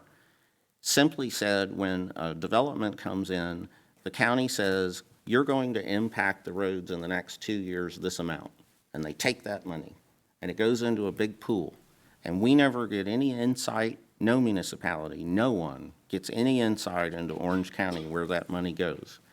One of the things that I've proposed, I went to the county charter meeting, and we got Amendment 7, and people are working. I'm on the Metro Plan for Tri-County Transportation. What we'd like is a simple rule with Orange County. If you tell us that there's going to be $1 million impact within 2 years because of these giant apartments going in Apopka, spend that money within 2 years. And don't send it to the Orange County Convention Center. You heard earlier about the red light. There are serious communication problems. There are serious leadership failures. He doesn't want to say it because he has to work with them at Orange County. There's a big election coming in Orange County. They're redistricting, they're adding new commissioners, there's going to be a county mayor's race, and frankly, right now, everybody I talk to, no one can get anything done with Orange County. And we need reform at the county. So as Rosemary said, and others said, go to the county commission meetings and make sure you vote. We have the lowest voter turnout of anybody. And so we need you to come, we need you to speak, we need you to go to your county officials, Christine Moore particularly, and we need you to vote. But again, thank you for sharing your views and your objections. That's pretty much all I have, but I just want to emphasize, as many of you were speaking, many of times I was thinking, they don't understand it's worse than they think. This is the language special assessment, I think we're all used to it in our HOAs or our condo, is like the roof has a leak and we need a one-time special assessment. That's just a term, a state term. This is a recurring fire fee. And it's going to be paid every year, and probably it needs to be increased every year. And we have a lot of challenges. We have, if you think about it, we have a lot of recreational activities. We have Music Fest. We just did a beautiful 4th of July party, block party. Maybe some of those things are going to be optional for a few years while we tighten our belt. And we're getting ready to start the budget process. We're going to have a long budget process for the September 30th end of year. And that's why I wasn't prepared at this time. I know the staff has to go ahead and propose a tentative millage, but I wasn't prepared to do that until we had this discussion about the fire. So those are my comments. Thank you, Mayor. Commissioner Wilson. There's some things I will agree with Mr. Kennedy on, and there's some things I will not agree with Mr. Kennedy on. First of all, on item 6 that we voted on, we have a time frame that we have to report for the trim bill. So 5.50, if this is not approved, let's just say this is not approved tonight, we need to have the budget amount, budget millage rate set. Not set, but announced. So that is the reason that item 6 is on the agenda tonight. So I think it was very clear. It's always something that we want to keep the millage rate at. I want to keep the millage rate where it is. I'm not here to increase it. As for the person who said we don't look like we smile up here, well, do you think we want to smile if we're sitting here looking to put a high fee on your taxes? Do you think I'm going to sit here and smile? That's very insincere. So whoever said that, I'm sorry if you think I should smile. I'll just smile for you as I'm sticking it to you. How do you like that? No, that's not the way it goes. Okay? We have to sit here and listen and be attentive. Maybe smile. Well, I'm glad you got to smile, but I don't. I don't find it enjoyable to tell my residents that I have to increase what their tax bill is going to look like. That's not fun to me. Second of all, I'll go back to what I said when I spoke earlier about home rule. Do you think that when I go and spend 3 or 4 days in Tallahassee away from my family, that my one voice counts? No. I need all of your voices. All voices count. And that's something we deal with Florida League of Cities. It's not just their job to go speak for us. It's our job. And we can sit here. I'd love to see 100 people in here. I'd love to see 100 people in here every meeting telling me what they like and don't like. But I don't hear that. So I need your voices. Voices unite. So I'll go off my soapbox about that because I talk about that periodically. The other thing is, we can talk about the general budget. When we talked about school resource officers, we had folks writing us and telling us they want school resource officers. It costs money. We're not getting all the money back. But you want those. You want your roads repaved. You want sidewalks. I've had more discussion with my residents regarding sidewalks and roads. You want those? We have to pay for it. I hate to say it that way. I'm not going to smile when I say it either. I'm sorry, I wrote some notes and hopefully I can read my notes. I know we have a lot of apartments. We do. They're going to pay just as we are. And that's going to be passed on to the tenants. We know that. You know that. I know that I'm on a fixed income. I know that. Do I like the idea that I have to pay more? But you know what? One call to the fire department will pay my money back. If that saves my life or my neighbor's life or my friend's life, you cut me out of a car when someone hits me with all the traffic we have, guess what? That one fee I pay is worth it. Well worth it. I'm sorry I didn't write down what I'm going to be paying. Let's just say I'm going to be paying $250.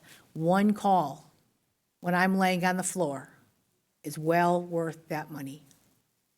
We can complain about it, but when someone says they need help because there was an accident, you want to donate. But will you donate to yourself that you're laying on the floor or your father's laying on the floor or your mother or whatever?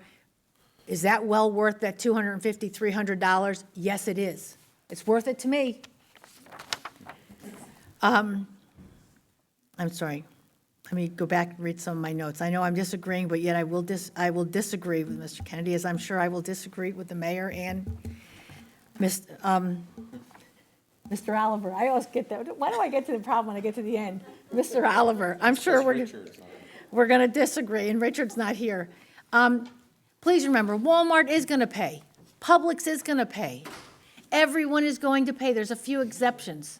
But to make it equitable amongst everyone, I'm still thinking, and I wait for more discussion up here, but some folks who may have a $25,000 assessed value, if we go up to 5.50, their taxes may raise $15.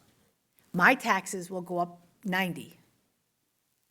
So we're going to pay no matter what. We're going to have to come to that. I agree that we should have been increasing things at a lower percentage rate each year. You know, water is expensive. We haven't gone up in water in years. I hate to tell you, that might be coming down the pike. But should we have done something in increments? Yes. We've had some great assessed years, great values, where the values of the property have gone up. So guess what? Taxes went up. But we should have been doing increments. I agree with you 100%.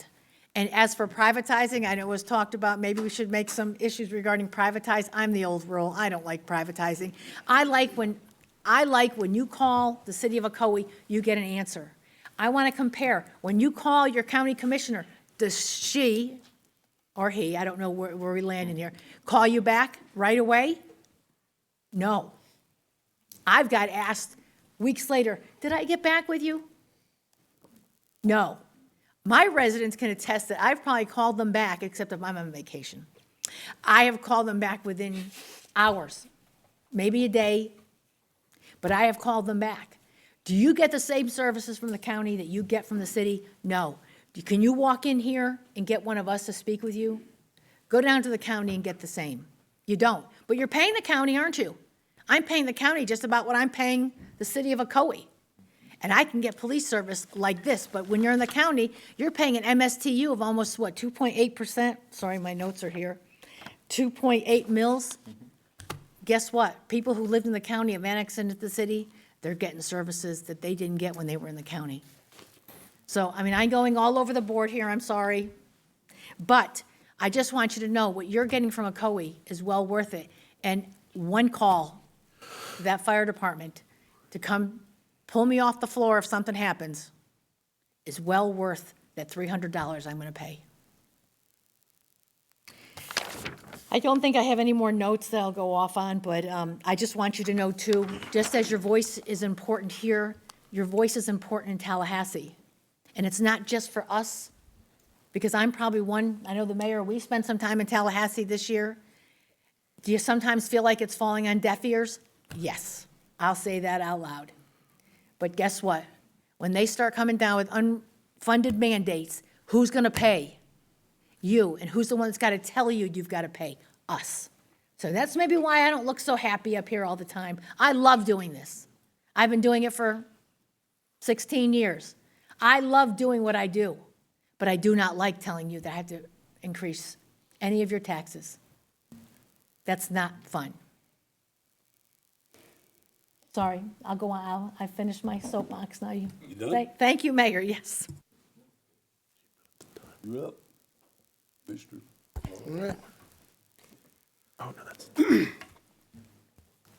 I always try to take things from more of a simplistic approach and build from there. It's kind of like the truck stuck up under the bridge and the little kid comes along and says, just let the air out the tires. Unfortunately, this situation is not such a simplistic situation with a simplistic solution. I don't like it. I don't like the idea of telling residents that they have to pay 100% more than what they paid the year before. I don't like it. I feel like you. I have my bill right here. I've been sitting here reading this thing over and over and over again. That's why we've been talking. And looking at the language in this letter that we received, and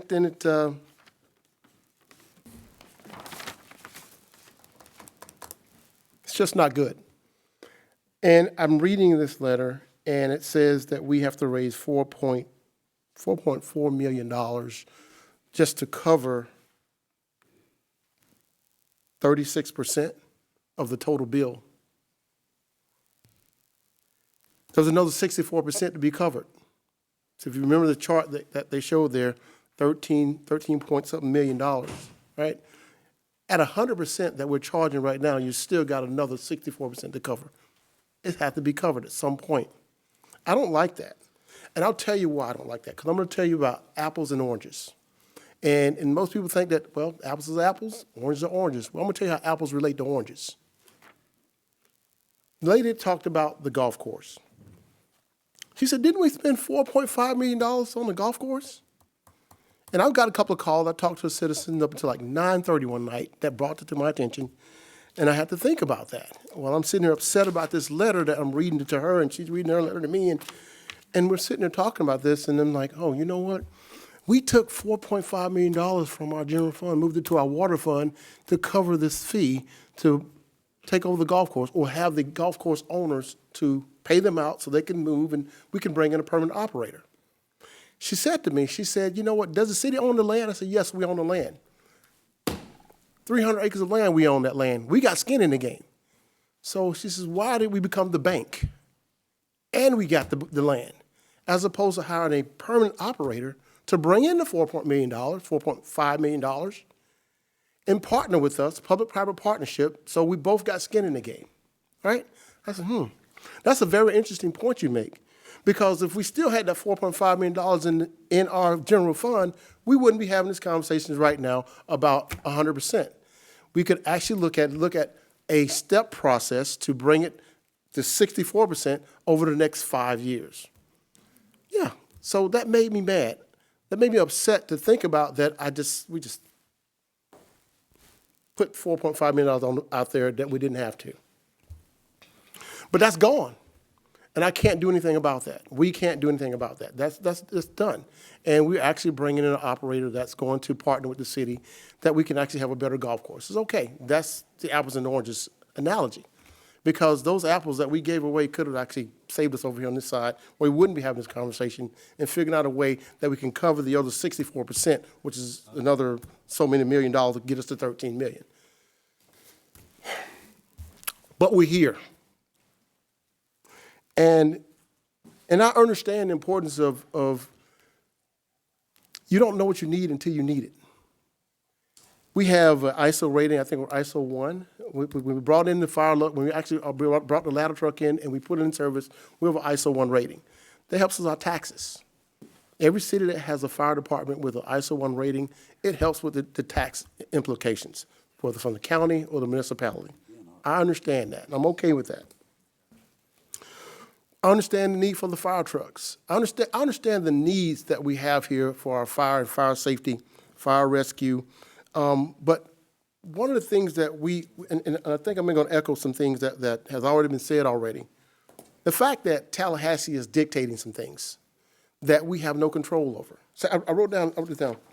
What is Tallahassee going to do? It's going to predicate on how we move and how we operate and how we assess our taxes, our millage rate, and all those things. So the question I have is, if we raise, if we don't pass this tonight, what would our millage rate look like if we have to raise it? What would that percentage be? Commissioner Oliver, I want everyone in here to know, I intentionally put the tentative millage where it's at, because if you don't, and I told the commission this last year when we raised police salaries by 20%, you either had to increase the fire fee to create more room in the general fund, or you had to go up on the millage. I set it at 5.5. 5.3, 5.35 would probably do it. But we don't know what that's going to really be on paper. Right now, the 4.95 is not 4.95. It's going to, the real number is going to be much less than the 4.95 because of Amendment 5, because there are fewer people paying their taxes. So we have less collection rate. The collection rate is lower as of right now.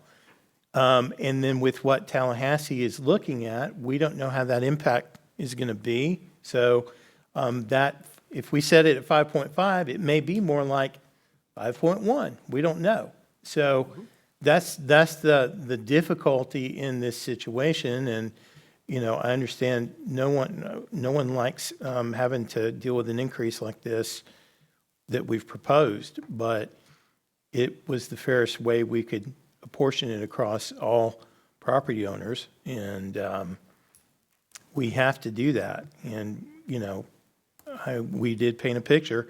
This is a recurring thing. The cost of the fire department and police department, we haven't in the last 10 years had the revenue to cover the entire cost of it.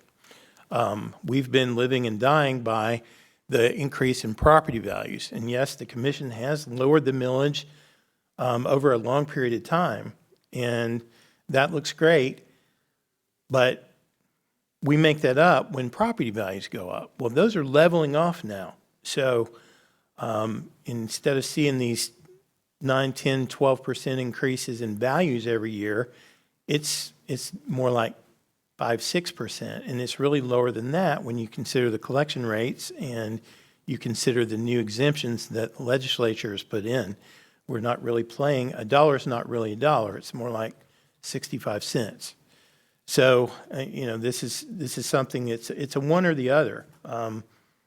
If the commission decides not to put this fee increase in, then you will have to increase the millage rate, and we'll have to guess what that real number is going to be based on the exemptions and what we think Tallahassee may do as far as that goes.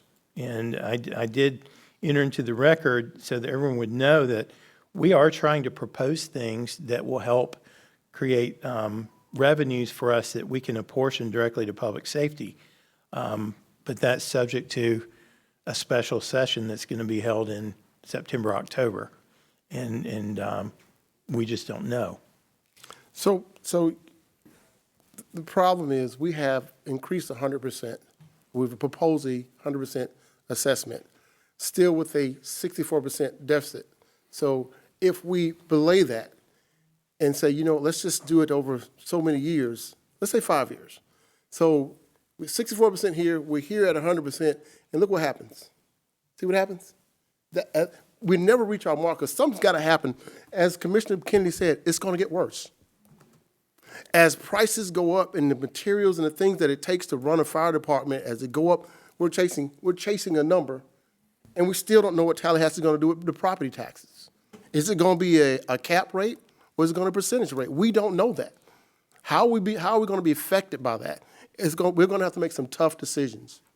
And sitting here from this position right here, you have to make tough decisions from time to time. I feel good. Richard is gone. I wish I was where Richard was at right now. He's on vacation. I want to be on vacation with Richard. But unfortunately, I'm here and I have to make a decision.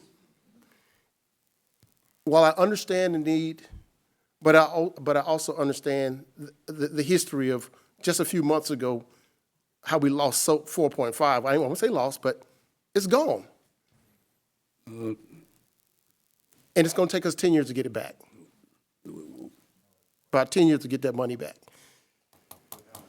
But right now here, we're facing what we're facing right here, right now, and that is the safety of our citizens by use of a fire assessment.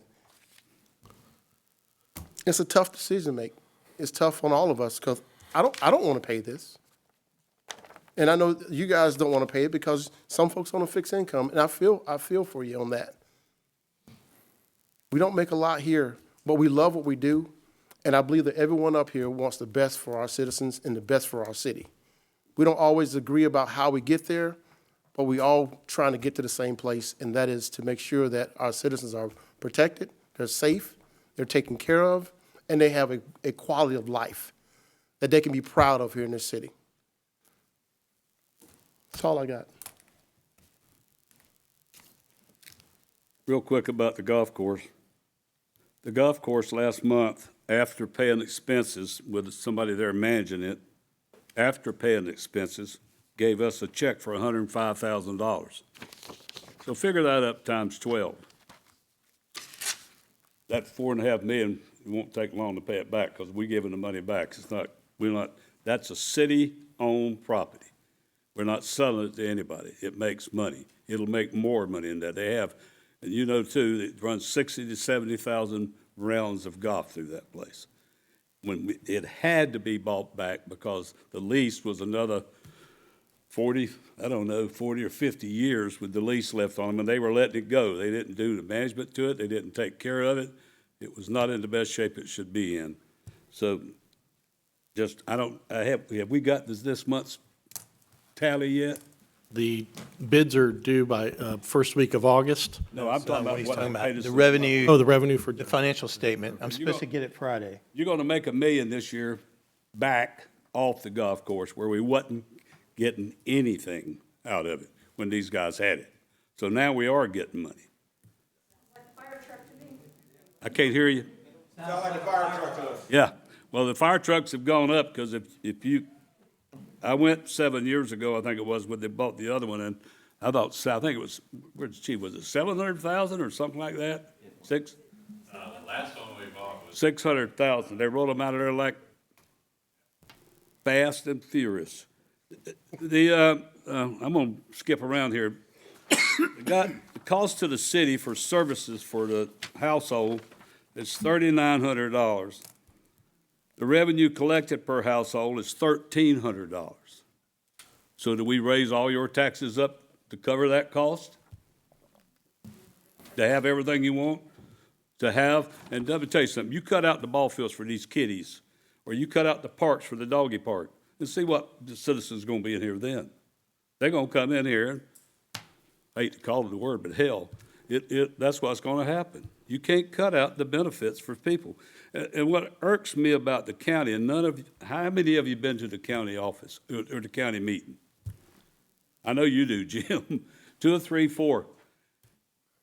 We pay them impact fee credits on everything we do. They get impact fee credits, but we don't get it back. But nobody goes over there. I've wrote them letters. I wrote the county school board a letter one time a couple years ago because we'd paid them in 7 or 8 years, we'd paid them over $20 million in impact fee. You think they've built a school here in Ocoee? No. But they take that money and go other places with it. But I don't want to raise the millage. I'm like that gentleman said, I'm on a retirement income. I'm also a disabled veteran, which that just, and I make enough that I can pay the fee. But I've got kids that it's going to be tough on my children. I got 5 kids that live here. It's going to be tough on them and a couple of grandkids that live here. But I have to do what's right for the city. We cannot, it's like talking to the county. We want them to give us Ocoee Popka Road where we can 4-lane it when this sports facility comes in and pays us. So we'll fix the road because everybody's talking about a Popka. They said 6,000 cars. You're right, because go to Popka on the other side, north side of town and look at all the apartments and everything they've built over there. Guess where they come? They come down Ocoee Popka Road, McCormick Road, and come down Clark Road, which we built. That was county road. We built 4 lanes. And you're talking about the cost. Clark Road went double from what they told us it was going to cost us. Yeah, this building costs more. Who's not sense enough to think that the building ain't gonna cost more than what, when you start. So it goes that way, but I'm like Commissioner Wilson, I'm not for raising the millage. You wanna raise the millage, and it's gonna start going that way.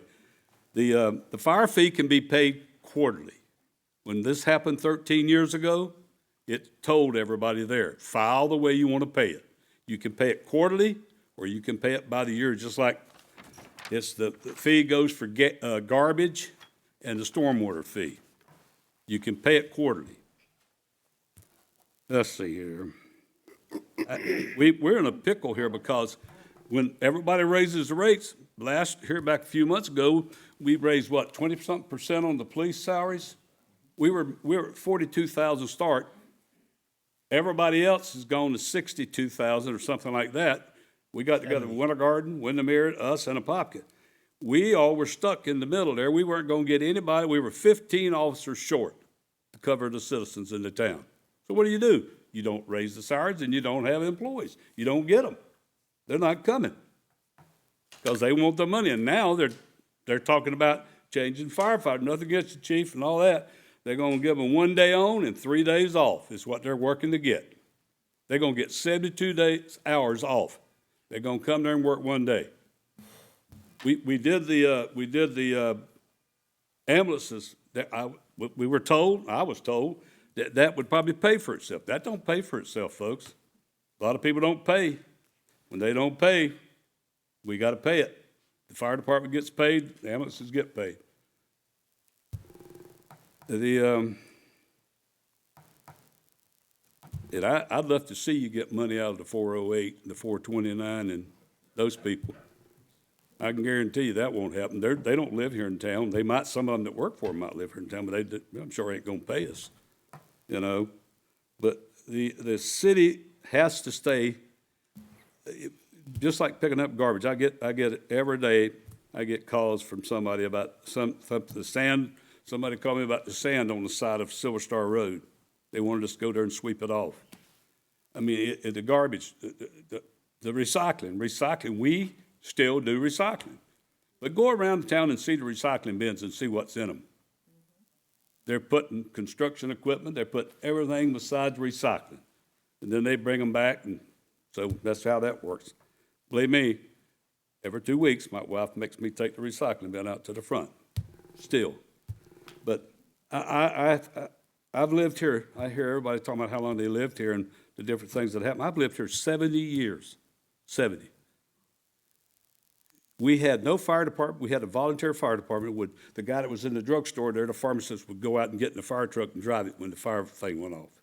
We had 2 police officers in an old Plymouth. And that was 1960-something when all that was going on. So we've come a long way. We've tried to keep that tax. It started about 8, 9 years ago. The taxes, we lowered them down because people were coming in complaining because the taxes were going up and their valuations on their house were down at the time. Now, all of a sudden, when the prices go back up, that's what it is. You're getting a valuation in your house because they were mad because our taxes weren't going up on the houses and they didn't have the valuation in their houses. And I feel for people that's in business for themselves, but this is a huge business. When you're talking about $75 million to $80 million, it is huge.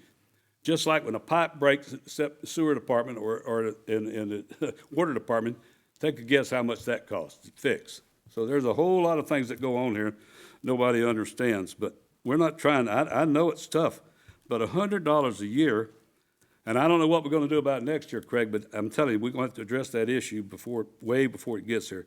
But like I said, I'm going to keep saying that. I'm not for raising the millage. I won't be voting on that at the member. I think there is some things we can cut out maybe on the budget. I don't have a problem doing it. You can't cut much of our salary because we don't get much. So it's pretty much nil and void, you know.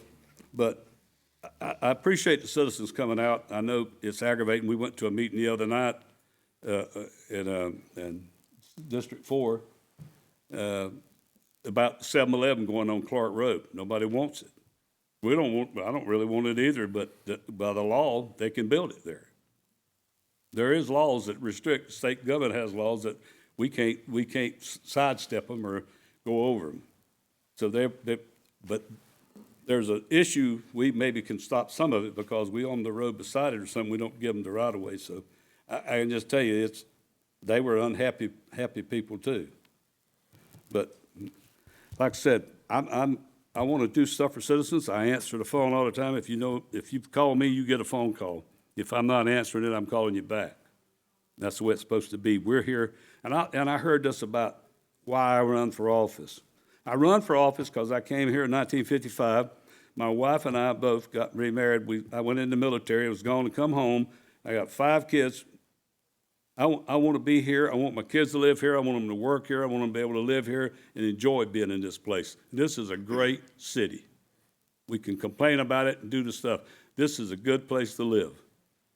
And that's why I moved here. I wanted to see us get a police department, a fire department. I wanted to be able to, instead of me walking to Winter Garden to play Little League when I was 8 years old through the woods, we got it here. We used to have to walk to Winter Garden to play Little League. So we had to go to Winter Garden to go to the grocery store. So that's all changed, and that's some of the things I wanted to say. Yeah, I'd love to see all these lands out here still have orange groves on them or still have stuff, but I'm also glad to meet people that come here and live here. It makes a lot of difference in our city, the different people that move here, and you get to know. There's a lot of great people live in the city of Ocoee. We got 50,000 people, third largest city in Orange County. So if you get a chance, write your county commissioner a letter. If that don't work, go over there and sit in front of them and ask them too, because they're getting a lot of the money we don't get out of it. All right, anything else? Like I said, we need to vote on that now, correct, right? All right. You need to read anything else before we vote? All right. All right, I need a motion. I can't make the motion. Thank God. Well, I'll venture out there. I'm going to make the motion that we approve the fire fee as stated on our agenda. Motion made by Commissioner Wilson. Do I hear a second?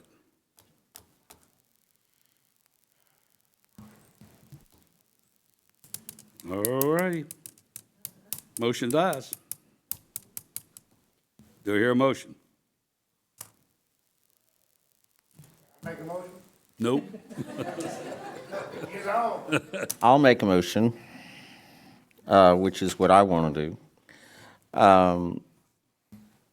I think we go back to the drawing board with the fire fee, and we create a fire fund through the budget process, and we make the fire fee pay for 100% of the fire department, and we lower the millage. Before I recognize that motion, can I ask the question? Craig, what's the total for the fire fee if we did this year? What would be that amount come to? It's at $69.50 per fire protection unit. It would double. So basically, we would be generating 4.4 million instead of the 2.2 million. The only other thing I know to do is you could take it out of reserve. You know. I can't professionally recommend taking it out of reserves. I didn't say you could. I'm just saying that's the only other alternative I know is, or take a percentage of it out and put half of that go to that cost.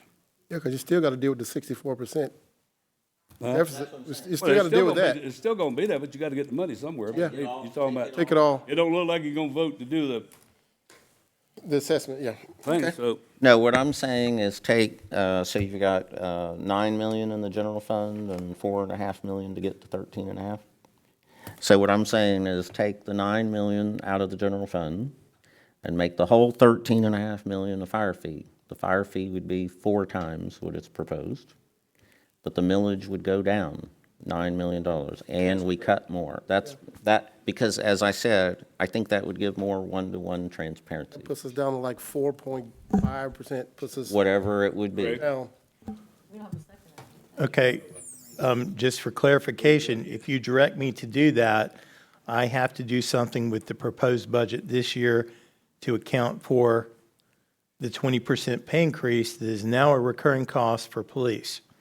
So if you direct me to come back with a new fire fee that creates a special separate fire fund and we shift all of that over to that new fee, then I'm going to need to do a new study, bring it back before the commission, but that doesn't solve the current problem.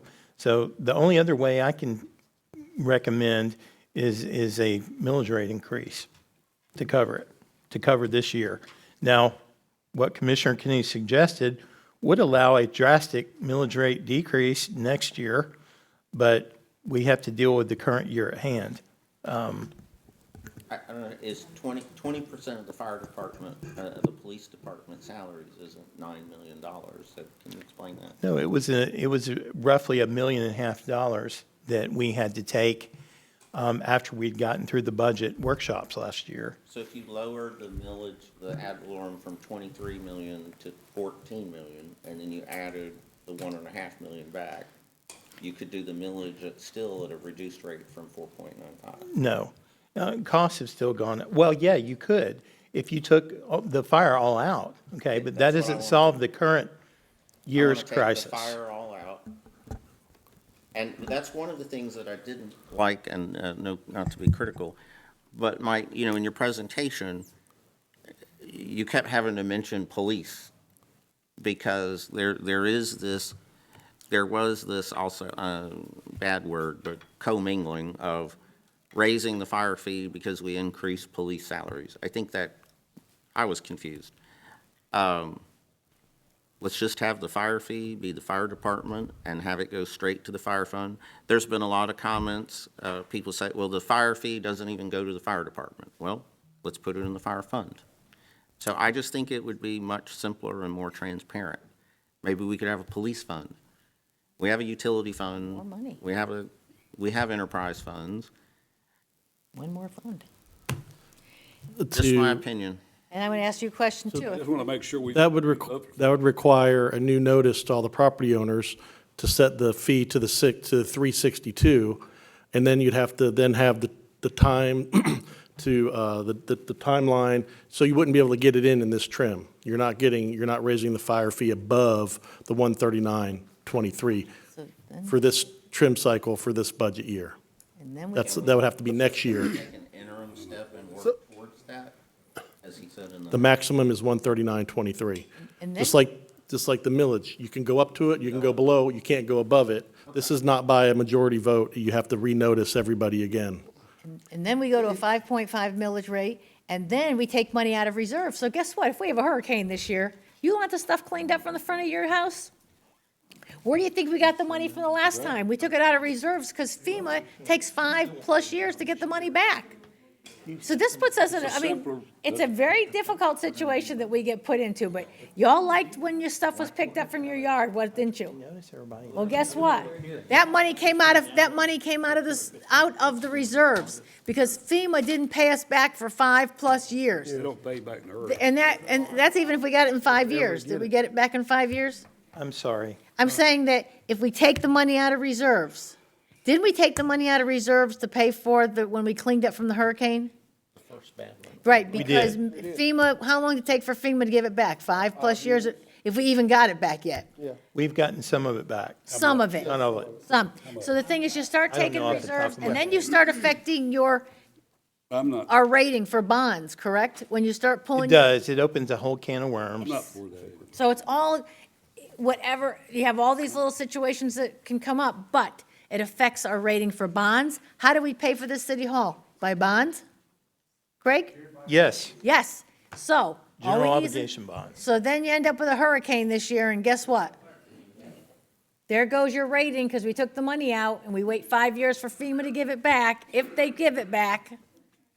So you're kind of in a catch situation. It's not an easy situation that we're in here. You know, We need to vote for what we've started with. it sounds as if, Take our medicine. it sounds as if we're kind of at an impasse, because again, I'm hearing several solutions, but they all kind of lead back to the same way. And we're having this discussion here, and we're kind of going round and round, saying the same thing. I like the idea of looking at some cuts. I like the idea of going back and let's look at where can we possibly trim the fat here on this thing, and how can we actually either maintain the millage rate where it's at, lower the millage rate, or at least, and at the very least, pull money from somewhere to be able to cover the fire fee, the fire assessment fee, or the fire fee. I don't think we can do that up here, right now. I don't think we can figure that equation out right now.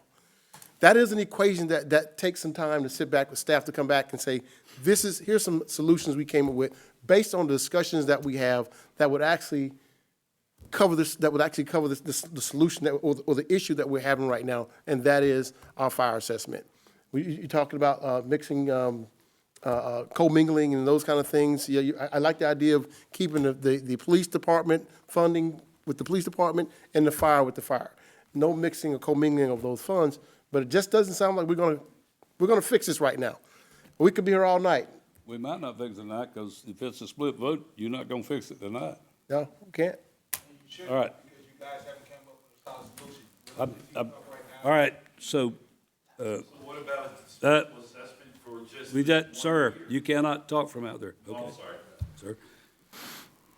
Craig, I want, Commissioner, can you read your motion again?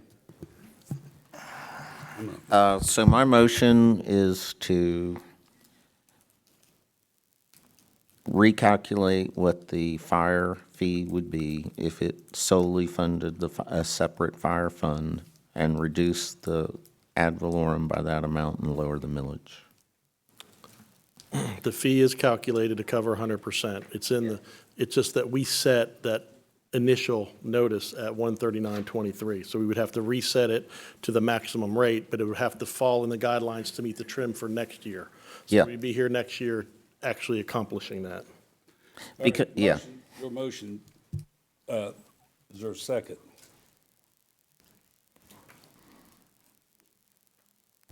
Dies from lack of second.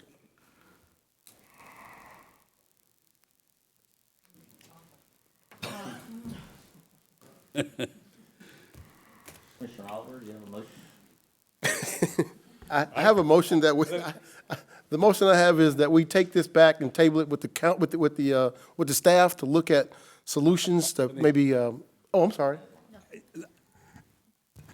Is there a way we vote for tonight, and do it for 1 year, and get the citizens to go along with us at least for a year till we can figure out to come up with how to solve that problem where we don't have to do it continuously. Give us a break with the citizens. Great idea, Mayor. We do it 1 year. And then we work on fixing that problem, trying, somehow or another, you come back, make sure you come back and see, and that way we charge you this year, and then we work on a way to solve that problem, and try to bounce the county out of some of the money to help us with some of the things we do. We do 1 year.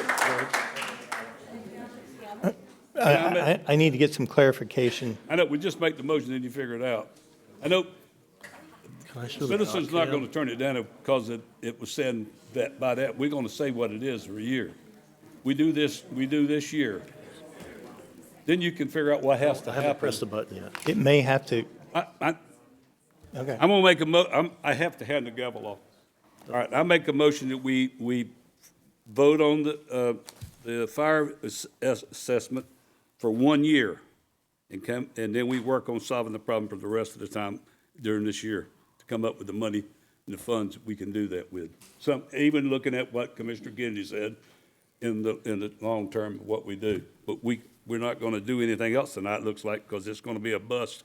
So if we can go ahead and say, everybody understand, we're doing it for the motion for 1 year, and we're gonna figure it out how we're gonna solve this problem in the next, if we have to cut other things out.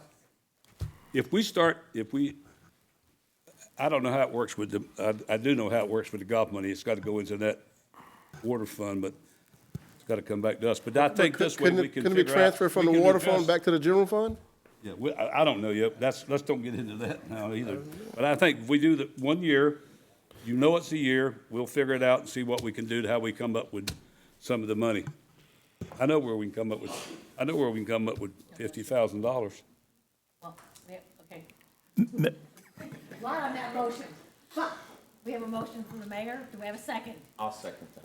We have a second by Commissioner Kennedy. Any further discussion from anyone? I have a question. Okay. Can I hand the gavel back?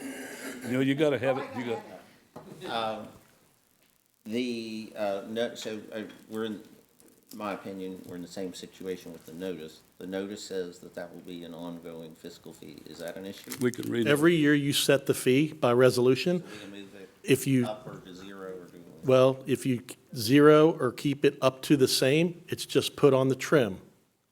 Okay? If it's more, we have to go through the statutory process of the language that doesn't work because it's not conversational and send a letter to, here's the fee. It goes to 32,293 properties. We got to send a letter to telling them what that increase would be. Okay. Let's, Okay, are we, any further discussion? How long would it take for us to come with some solutions, this kind of a hybrid of what's been proposed? I like the idea of what Commissioner Kennedy was talking about. I love that idea. But, again, I don't want to suffer. Commissioner Wilson, you bring up a great point. A hurricane come.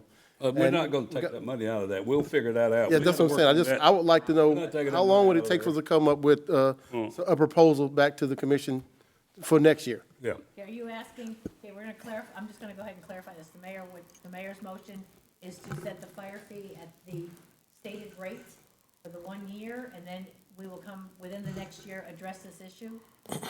Is there any, were you adding something to that? No, I had a question for staff. I just wanted to know, based on this motion right here, 1 year, how long do you think it would take for the staff to come back with a proposal for the following year? Just trying to get ahead of next year. Commissioner, we're gonna start that process during the budget process this year. We'll work on that So process. that tells me Same time we do it. by September 30th, we'll have a solution for next year. Yeah. Well, do you wanna put a 6 months? no, shouldn't we will say- not. We should say September 30th, because we're dealing with budgets. Yeah. And that's gonna put, I think this is something. No, that we it'll- should address in the budget. And that's my point. By this time next year, we will address. All right, Is that the mayor's? let's answer? vote. Correct. That's fine. Vote. Okay, no further discussion? All right. Vote. Motion carries. That was my supposed to say that. Oh, I'm sorry. It's habit, it's habit. I had some responsibility. It's habit. Give me that thing Thank you, I'm back. giving it back. Okay. Listen, thank you very much, ladies and gentlemen. We're gonna now, all the commissioners wanna spend their 5 minutes talking, or you wanna go home? I have something. Hey, Oh, okay. hey. Wanna go? Wait, I have one thing to Commit. ask. I have one thing to ask.